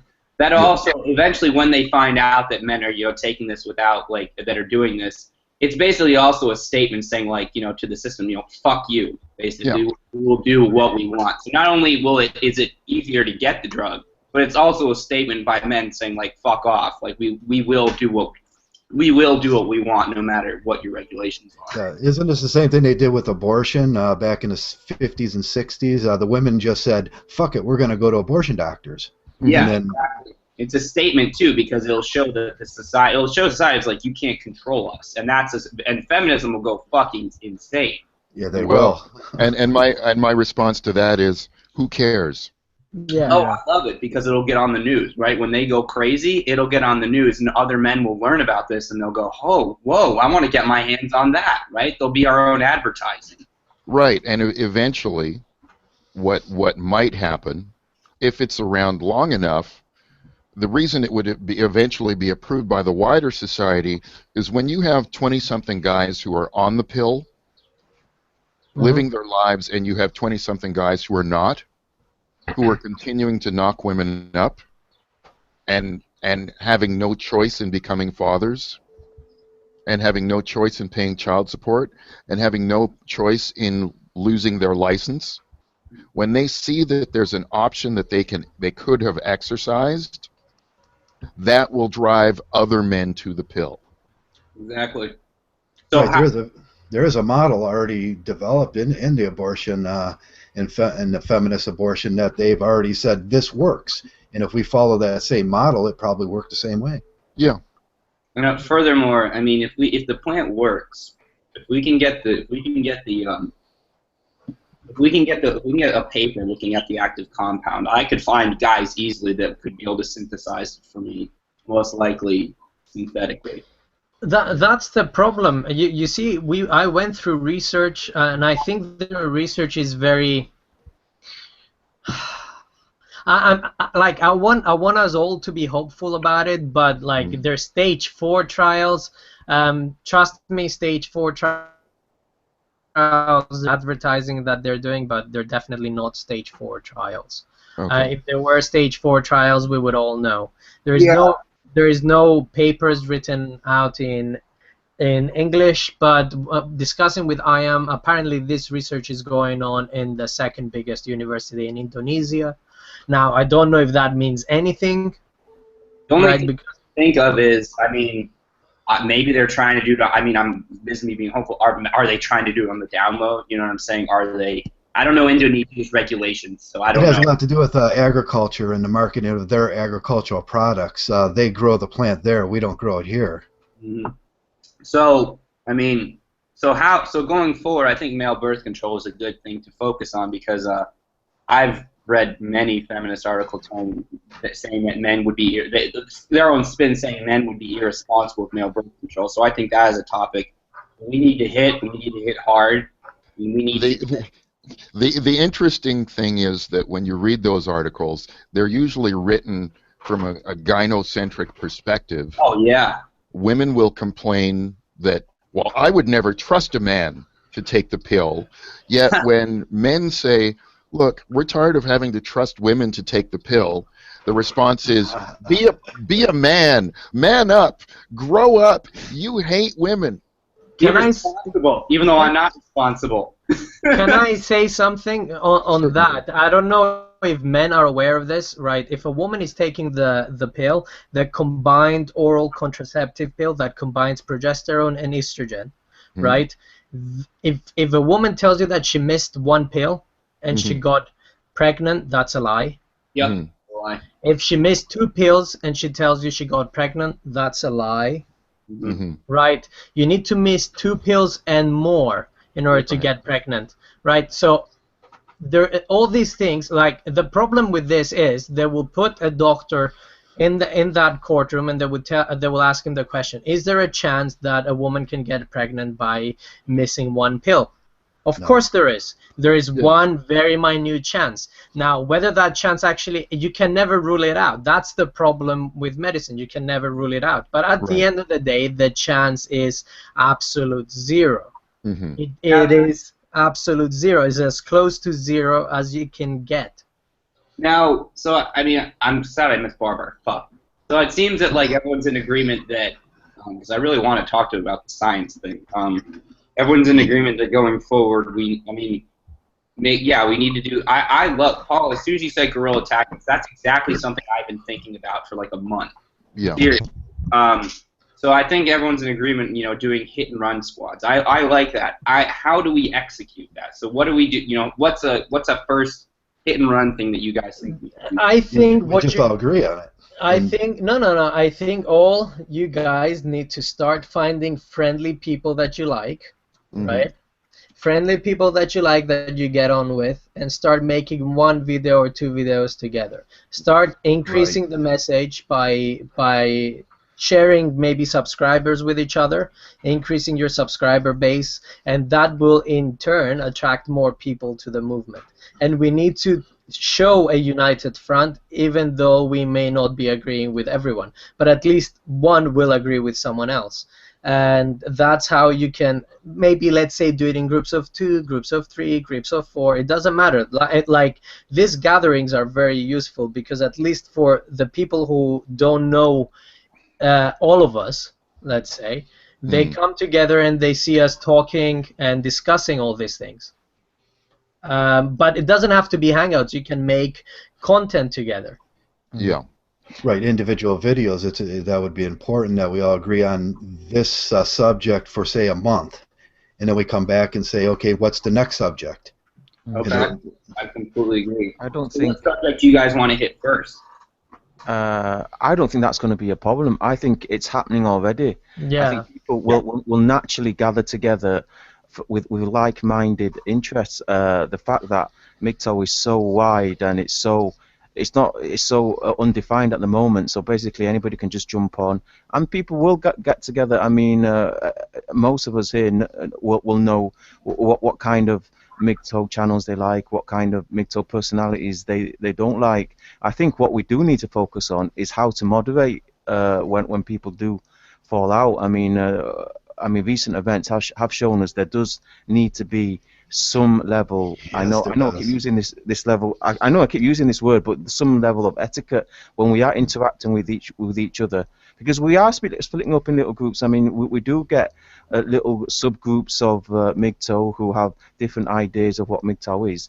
But the issue is, how do we interact with each other in a positive and progressive way without falling out over matters which, even though would offend personal sensibilities, would not disrupt or damage our long-term goals, our long-term unity. Oh, off topic. Did I am serious email you guys about sending a 30-second audio clip? Yeah, I sent him mine. I sent him mine straight away. Probably Niko hasn't done his, have you, Niko? I have, of course I have, because I'm awesome. Because Mine. I haven't done mine. No. okay, Maybe so I'll send a message. I haven't heard anything about a 30-second audio clip. It's not 30 seconds, first of all. Never listen to Shining. It's 10 seconds. Excuse me. Oh, yeah, shit. Never listen to Dark Knight. He's confused, man. Lots of late nights. wait, is it 10 or 30? He said 30. 10 seconds. Do whatever you want. I don't care. But do a short clip and send it, and we'll be awesome, right? On Just- what? Nico, I can finish up in 30 seconds, but 10 seconds is pushing it. Paul Pulsius asked on what he wants to know what kind of soundbite he wants. So this is what you want: a message to the men who are blue pill. Send them a message. Any message, whatever your personal message is, 10 seconds, 30 seconds, give it your best, right? And then just make an audio file, send your avatar, which is really crap, by the way, and send your avatar. Thank you very much. Send your avatar to I am, and we'll make a good video, man. We'll make a united front. Okay, I love it. Yeah. Okay. Sure. Yeah, you're in? Oh, Yeah, man. absolutely. And whoever is listening to this, any Mgtow who's listening to this, make it 10 second, or 10 second, because if we get like a 5 million. Anyway, 10 second audio clip addressing the blue pill man. Send your avatar and that to I am serious. Just send him that. I'm really sorry, I'm really busy, I can't get the audio files. Here's the newest thing. My mom just sent this to me. Feminists are reclaiming the sexist hashtag how to spot a feminist. Wow, you can do it, and it's glorious. Can I share pictures on how to spot a feminist? I was gonna say, you can, Oh God. that is Let right. them hang themselves. If you guys want to parody that, I think that'd be hilarious. I mean, that is right for some type of parody. I don't even care about feminists anymore. Very true. It's a good point. Yeah. I really don't, because in order for their tactics to work, they need the pushback. It's true. They need to feel attacked. They need to feel like those awful MRAs or whatever. They need misogyny to exist for them to exist. Right, They exactly. need an enemy.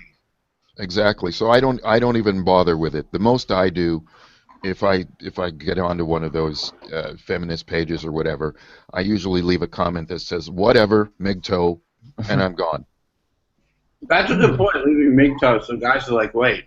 what is that? And they go search it. Yeah. What's the point? Yeah, that's all, because I'm of the opinion that women can take care of themselves. They don't need my help. Yep. You know?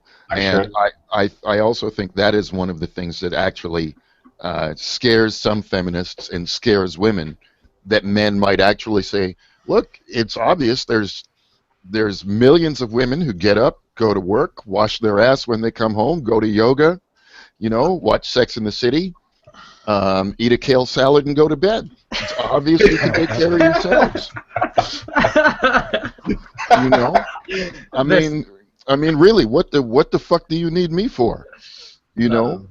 You can take care of yourselves until the box is too heavy. until the bill comes and you're autistic. You know? Until you have to move apartments. You know? I think the number one message to men really is, you get to decide whether or not she needs help. She doesn't get to shame you. She doesn't get to decide. She doesn't get to call your mom and try to make you feel bad. You decide. If the box is too damn heavy, tell her take half the shit out, get another box, and make 2 trips.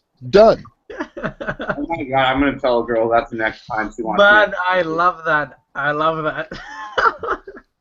Take half the shit out and then make 2 trips. I'm gonna tell a girl that.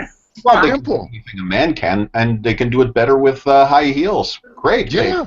Yeah. That's just it. Well, that's fantastic. Okay, well, take that 85-pound fiberglass extend a ladder, okay, go up 3 stories, strap yourself in with your high heels, and carry that RG11 cable across 2 fields.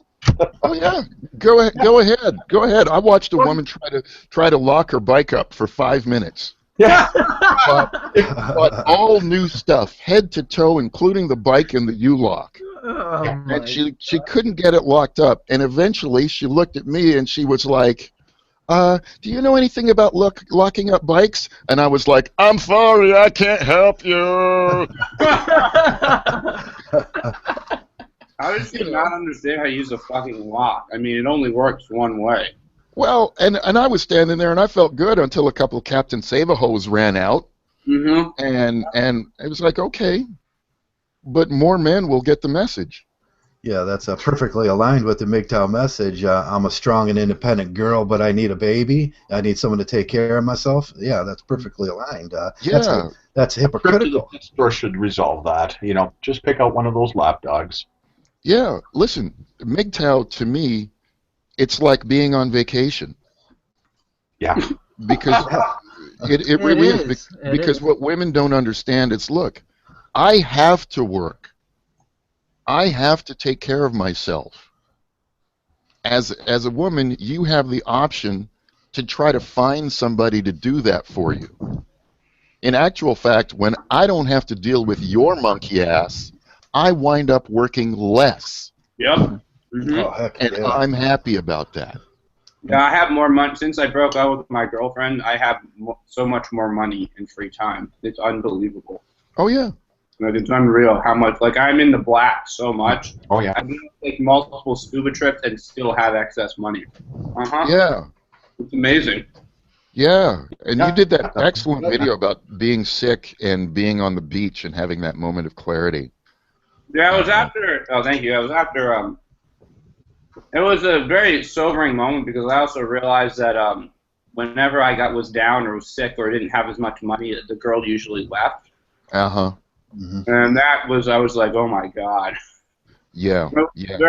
very sobering moment. So I was like, you know, whenever as soon as I said that too, other guys messaged me and were like, yeah, I was making $200K a year, lost my job, and she left like a week later. Yep. I was like, holy shit, dude. I'm so sorry. Yeah. Yeah. I like to say we're not I'm not the entertainment no more. I'm going to learn how to entertain myself. And Right. that's what I've been denied all my life. My entertainment, learning how to entertain myself. You know, live within this skin. Mm-hmm. Yeah, we're relearning how to do men's all over again, for fuck's sakes. You know, in my case, it's like I'm looking when I was 8 years old, messing with electronics, trying to figure out And, We lost Did we Ada. lose him? We lost him. Your electronics are not very good.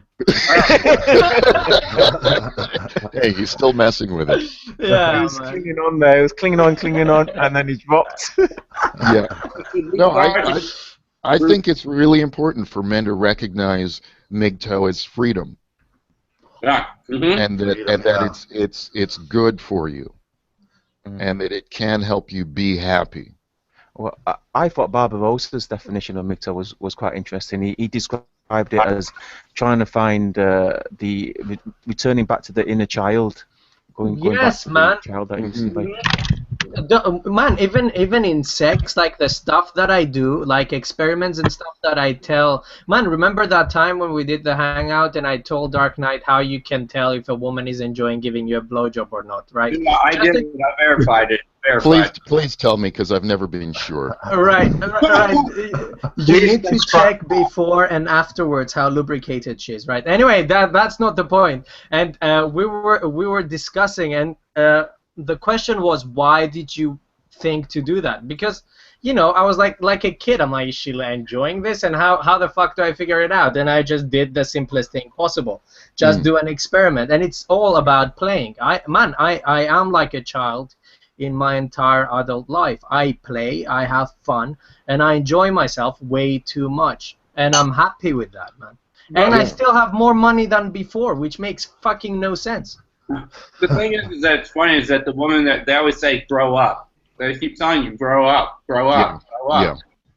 Yeah. And so they're basically telling you to lose your inner child, essentially. No, when they say grow up, that's code for do what I want.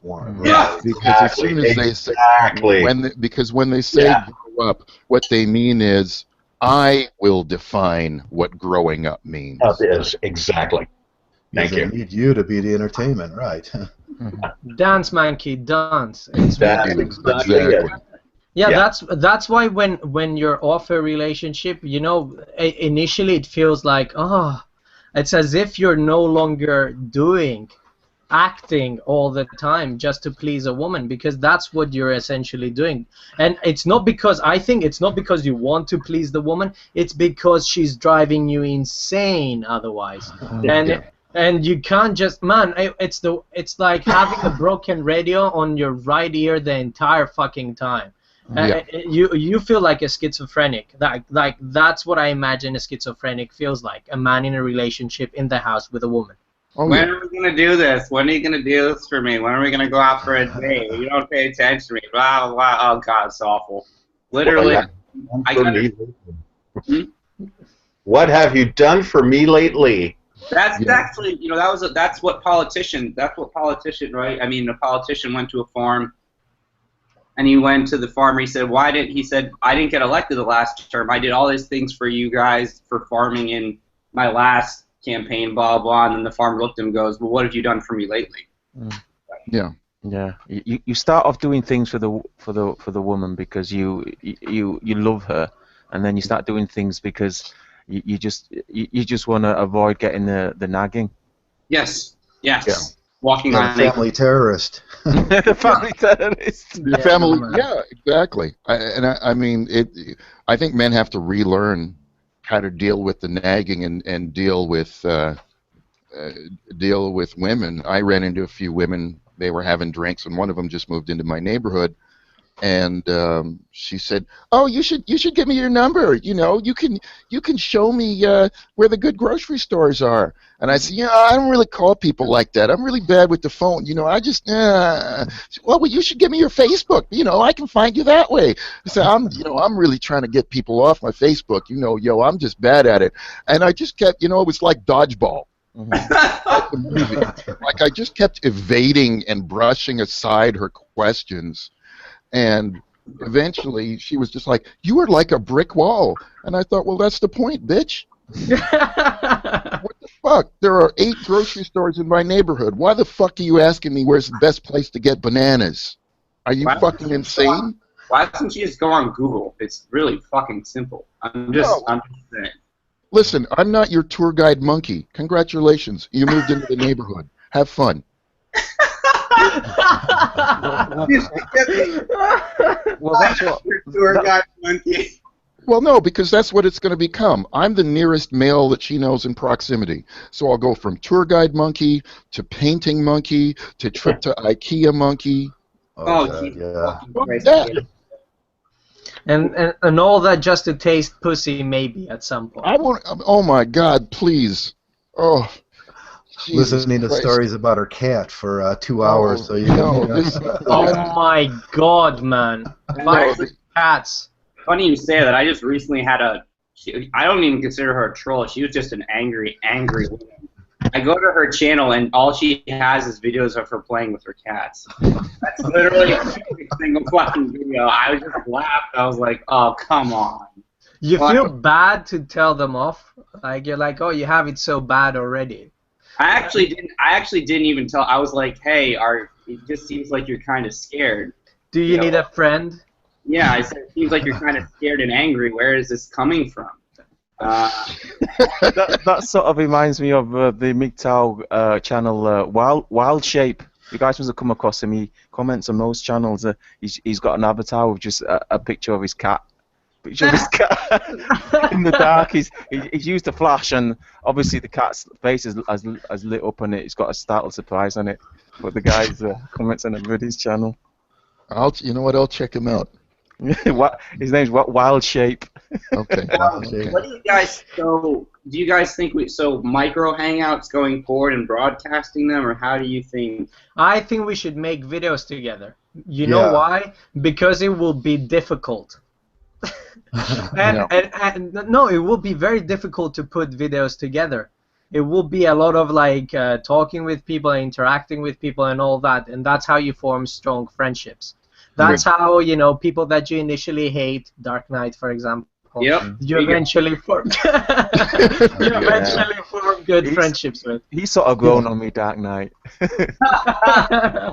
I'm So we sorry. put a small segment together and then wait for a retort, and then do a retort to a small segment, that sort of way? I think the best way.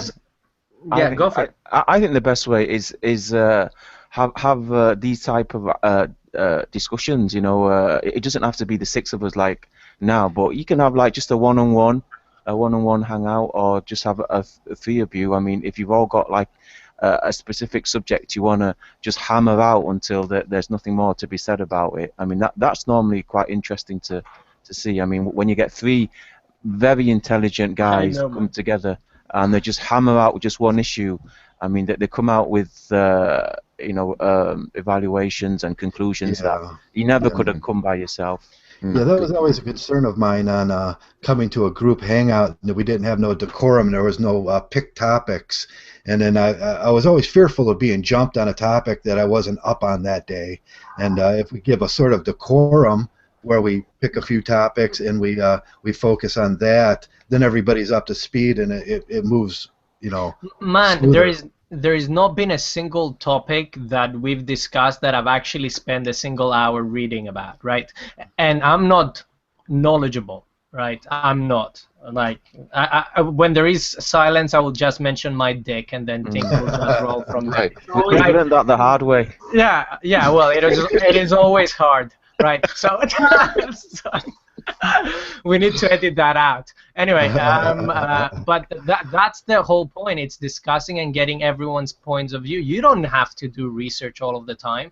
You need to do your own thing. If you're making a video, producing a video, then yeah, do your research. But the whole point is to get our message on and discuss our message and all that without actually, doing all the reading and stuff. You go in there not to just share. You go there to learn as well. That's how I see it. From a personal perspective, I could see that point. Yes. What about a topic of Mgtow back to basics? I've put that out. That. Okay. Because especially for the guys coming in, like it's a okay, this is a starter. Like this is what throughout. Let's push off all the red tape, all the stuff. Like let's take it from square one, so they know what Mgtow is, boiled down, concentrated, without all the yelling in the chorus and the bullshit behind them. Yeah, that's a great idea. The basics. If you're coming in as a Mgtow, sometimes you have no idea what we're talking about. Exactly, guys. Guys mess. They're like, I don't know if I'm Mgtow. Like, did Mgtow? They come in. They're like, wait, I thought Mgtow. You're like, you guys totally shun women. None of you date. Like, that's too much. I was like, no, that is not true at all. I was like, some don't, some do, and so they're always like, well, this is my problem with Mgtow. You guys just hate women and you won't touch them or talk with them. I was like, no, that is so. I don't know where you got that from, but yeah, Dark Knight. All he does is touching.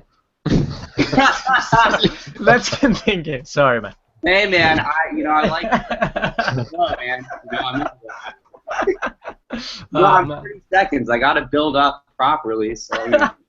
No, that's a good point, because if I Google Mgtow, the first few articles that come up are stuff like David Futrell from We Hunted the Mammoth and whatnot. Oh. Yeah.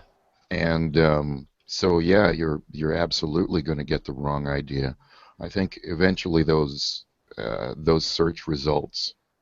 Right, that's a great point. That every time you search Google, you get David Fertel. You put in Mgtow, you get David Fertel, and man, we got to crush this guy or something. Get rid of him because he does a great SEO job on us, and it'll get buried.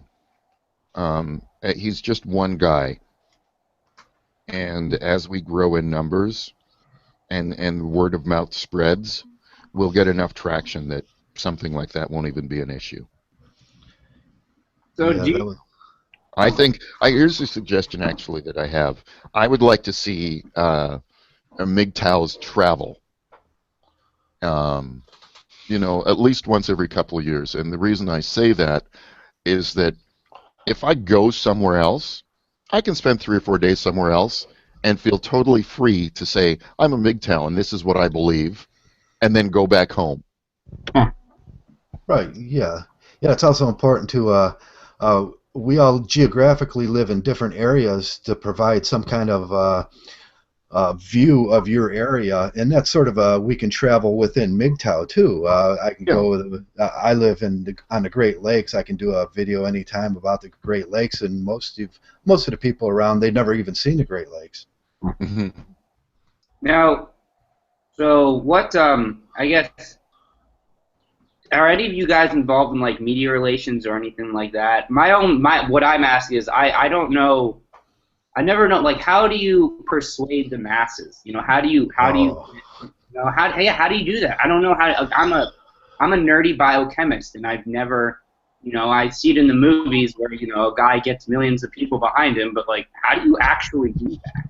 You may want to contact Todd Reinhardt. He's an atheist, and he's shutting down his channel, but he's not really. He's still keeping it up.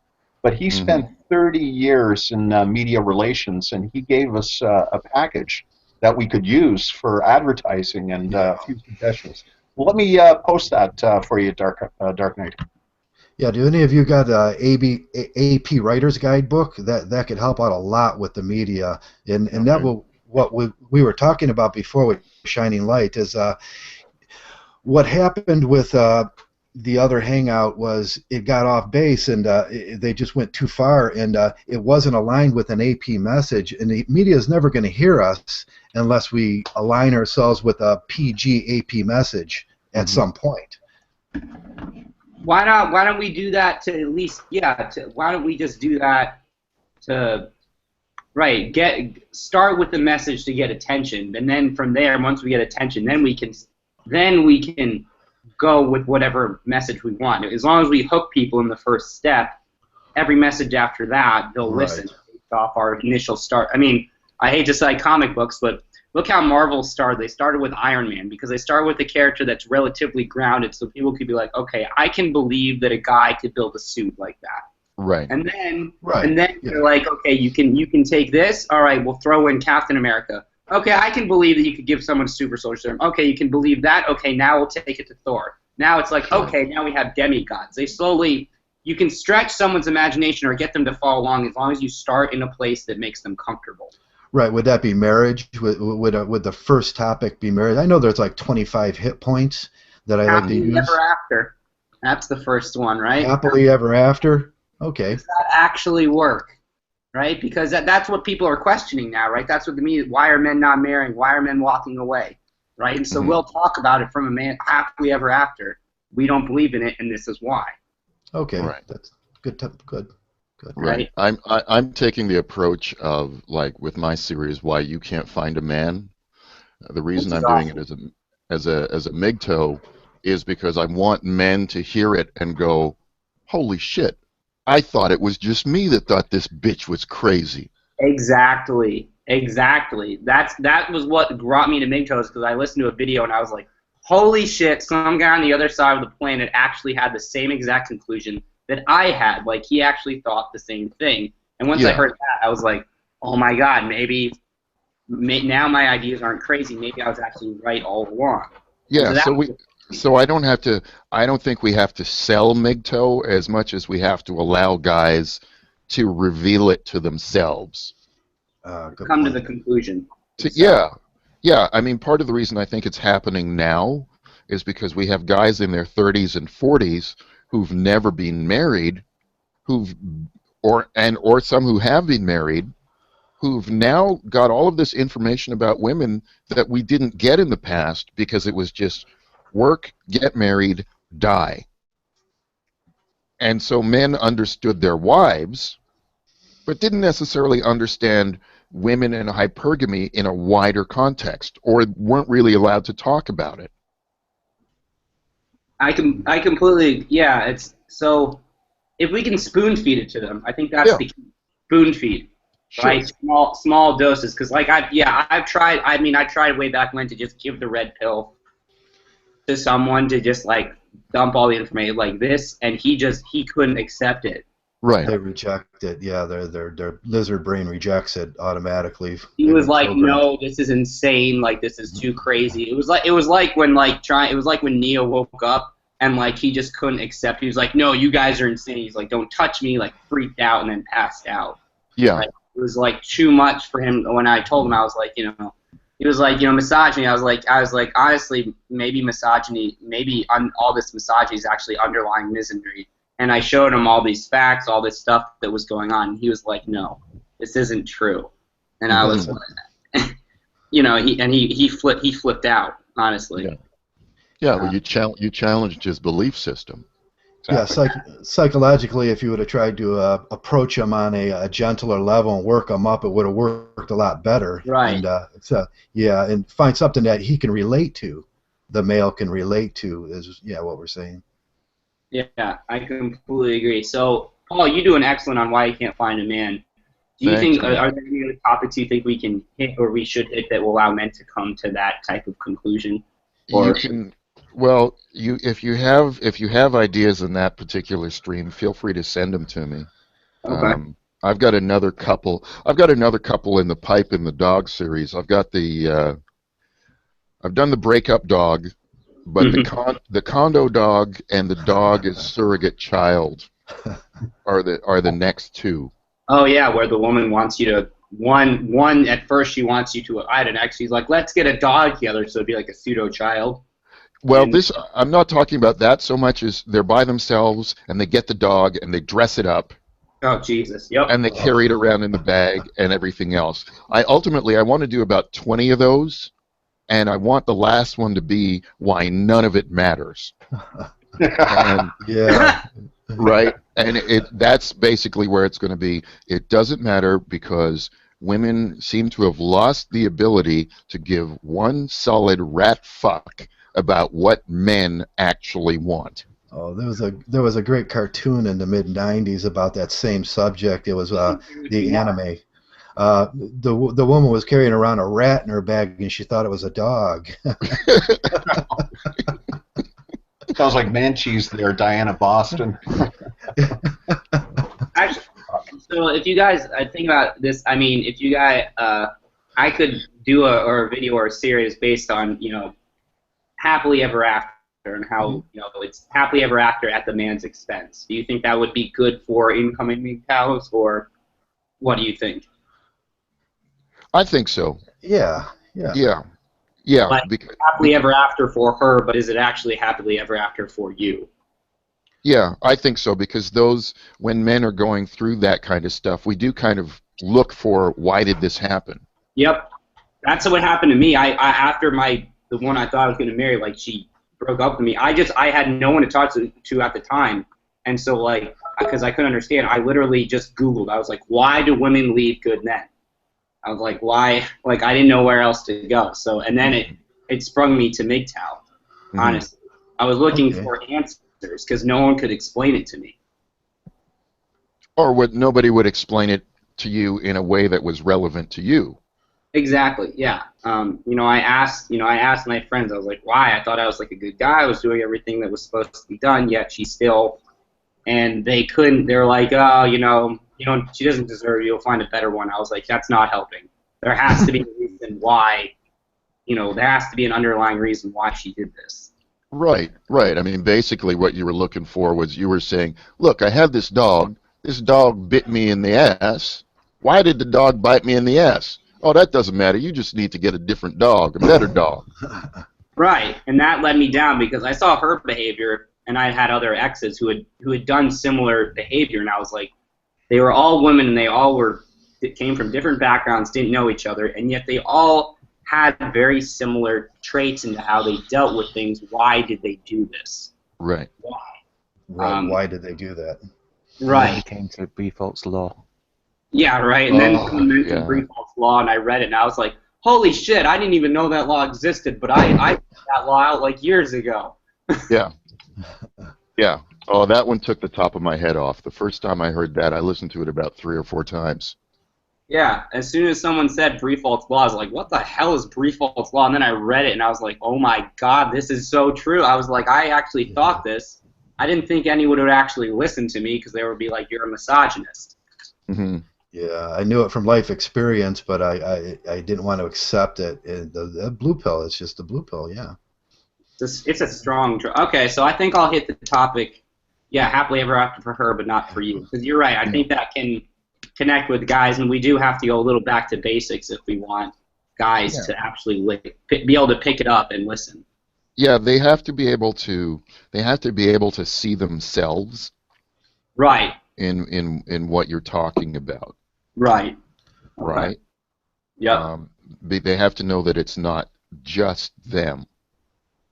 That what they're experiencing isn't unique. That it's actually something that you can relate to and that they can relate to. Yeah. Because I mean, men need to talk to each other about shit more. I mean, I was talking to somebody about I have to do a video about stealth internet fatties. Oh God! And we always tell women, well, meet somebody in a public place. Listen, man, guys need to start doing that shit. Oh, absolutely, man. Because I had a chick show up at my place. I don't know when she took the pictures, but I mean, 10 years ago. She had gotten so much bigger that light was bending around her. And at this point, she's already at my front door, and I'm like, God damn it! Now I'm scared. I'm actually scared. Can you tell me you just kept the door locked? I'm like, I better give her the dick at least one time, or either she's gonna destroy shit, or she's just gonna flat out eat me out of sheer frustration. Right? Literally, yeah. And I don't want guys to go through that. No, it's so true. It's actually like I made a rule that I meet girls out in public because like I'm just like I had one time where a girl showed up and I was like, you do not look at all like she looked like her picture except about 40 pounds heavier. And then I was like, what, like, you liar. And then she was like at my door. I'm like, oh, what the fuck and then I had to do a charity makeout with her, which was not enjoyable at all. Yeah. Did you do it? Did you do it, Dark Knight? No, I had to do like she kept moving closer, and I was like, oh god. Please don't. Like she kept moving closer and closer, and I was like, she had the own gravity pull. She was like 30 minutes away, and I was like, no, I don't want to do this. And I was weighing my options, so I was like, all right, so if I just make out with her and like give her a little taste of not something I want to do, and then like I can be like, great first date, then we'll talk later, and we won't. And so dude, I had to make out there. It was, oh god, it was awful. She's gonna start breaking shit. No, man, this was a serious concern because I mean I have things in my apartment that I like. Yeah, dude, absolutely. Did you not think about not opening the door, just leaving her outside? Yes, Oh man, I did. Yeah.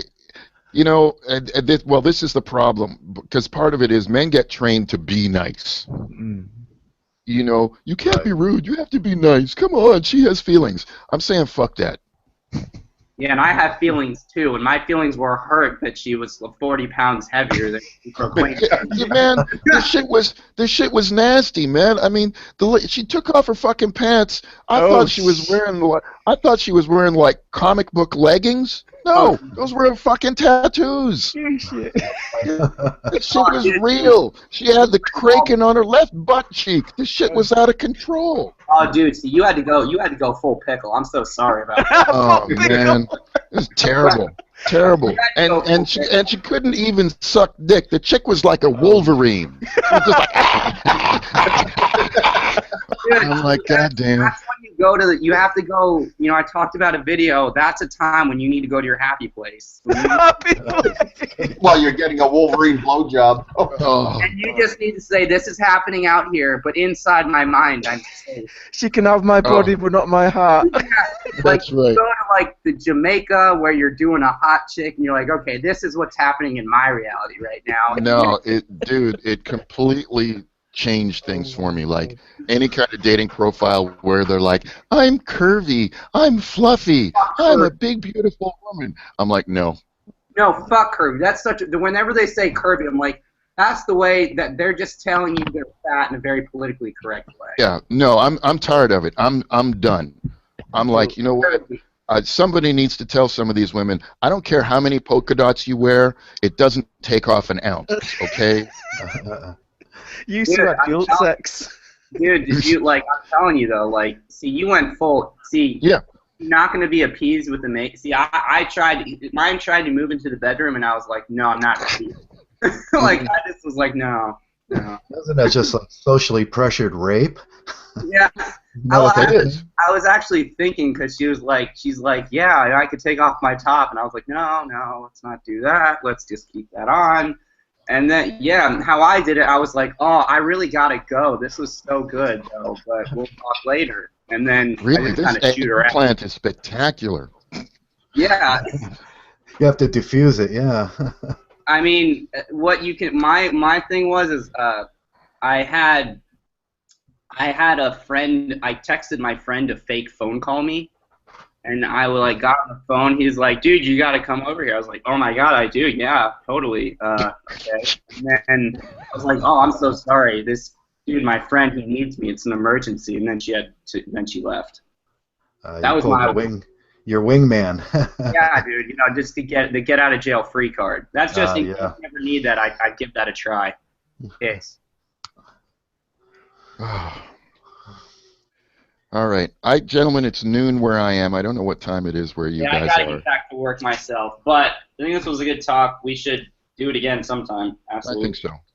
So we kind of agreed on the happiness factor of Mgtow, and absolutely. I'll wait for your video to come out and then kind of follow up.